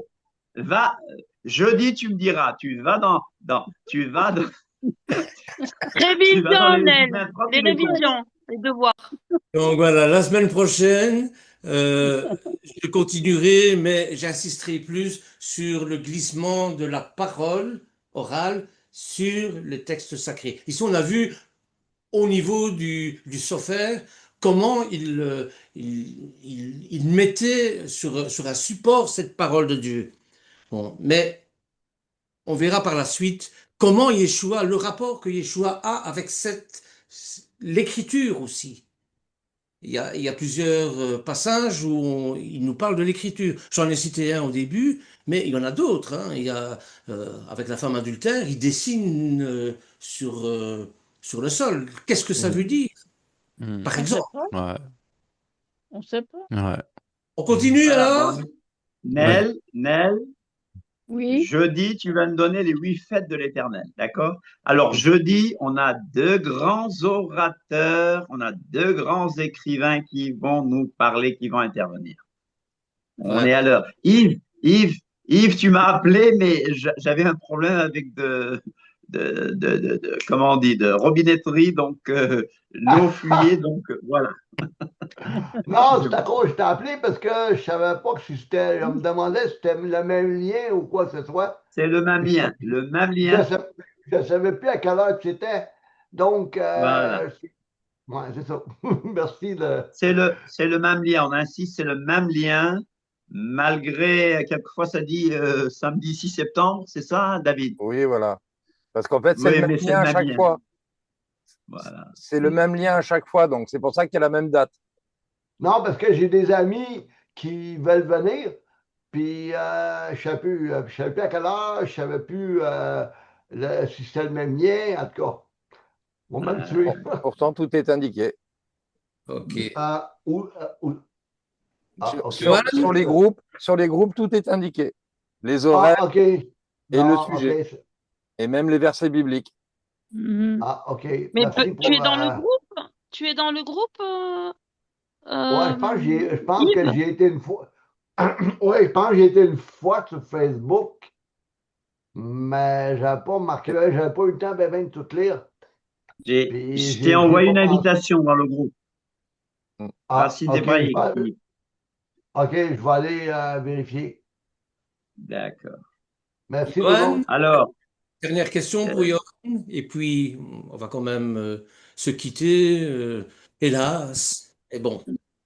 Moi, j'ai une petite question, mais personnelle à M. Dagenet. Parce que je connais un M. Dagenet ici, près de chez moi, qui s'appelle Robert Dagenet. Puis je me demandais si c'était un lien, parce que lui, il est pasteur. Ouais. T'es du Québec, toi aussi? Oui, moi, je suis du Québec, je demeure à Saint-Eustache. C'est qui que je vois pas partout qui Ouais, c'est Joanne JF, Joanne RF. J'ai pas de caméra. Moi, je suis sur un vieil appareil, pas de caméra. Ah, OK. Robert Lagenet, ouais, j'ai entendu parler de Robert Lagenet, je veux dire, mais je pense pas que ses parents avec moi. C'est juste une question comme ça. Non, c'est correct. Non, vous avez bien du monde. Moi, j'ai une chrétienne que je connais qui s'appelle Francine Dagenet. Ça fait 40 ans que je connais ça, puis dans notre généalogie, on est peut-être parents, mais où? Je sais pas. Ouais, c'est parce que c'était un pasteur, c'est un pasteur que j'ai connu, mon premier pasteur, il y a 40 ans, qui m'avait baptisé. C'est juste une question personnelle. Ben, c'est tout ce que j'avais à dire. Non, c'est correct. C'est correct. J'ai bien aimé Il faut aller faire votre arbre généalogique. Ouais. En tout cas, je ne suis pas le seul du Québec ici, en tout cas, on est deux. Non, on est plusieurs, je pense. On est quelques-uns. C'était bon, mais peut-être à un moment donné, peut-être une question à David Bernard, de faire, je ne sais pas, d'indiquer une journée d'où chacun on vient. Parce qu'on a peut-être plusieurs du Québec, on ne sait pas, puis peut-être qu'il y a quelqu'un qui reste tout près de chez moi, puis on pourrait se rencontrer, mais vu qu'on c'est grand le Québec, puis on a des noms, mais on ne sait pas d'où chacun vient. Fait que peut-être des fois, ça peut être intéressant qu'on puisse savoir où de chacun vient, savoir si on est proche un de l'autre, puis au moins on se dit bonjour. Ben, avec Internet, à cette heure, on peut le voir. Hein. Moi, j'enseigne le mercredi, puis je suis partout au Québec. Là, je veux dire, j'en ai jusqu'à Baie des Chaleurs, puis tout ça. Il va Donc, falloir que vous m'acceptiez comme ami le mercredi. Oui, vous pouvez toujours.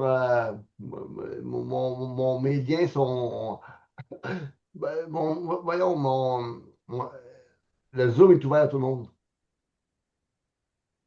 Mais Moi, voilà, je suis bien oui, c'est content. vrai que le Québec, c'est grand. Hein. On en Lévis, reparlera.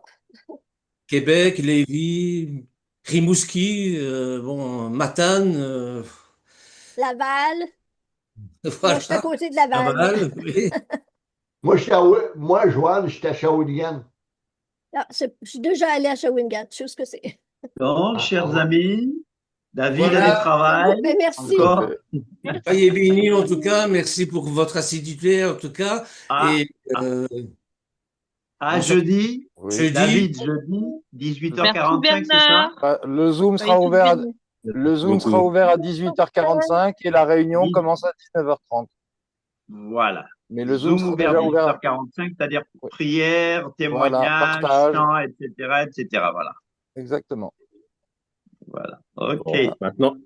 Maintenant, c'est à À toi jeudi. d'encoder maintenant tout ça, David. Voilà, tout à fait. Il y a encore du boulot. Courage, David. Hein? Il n'y a pas de souci, par la grâce de Dieu. Ouais, bisous, ciao, ciao. Pour ça. Allez, bisous, Alors, bisous. c'est la même chose, les empreintes de la main, hein, c'est pareil. Hein.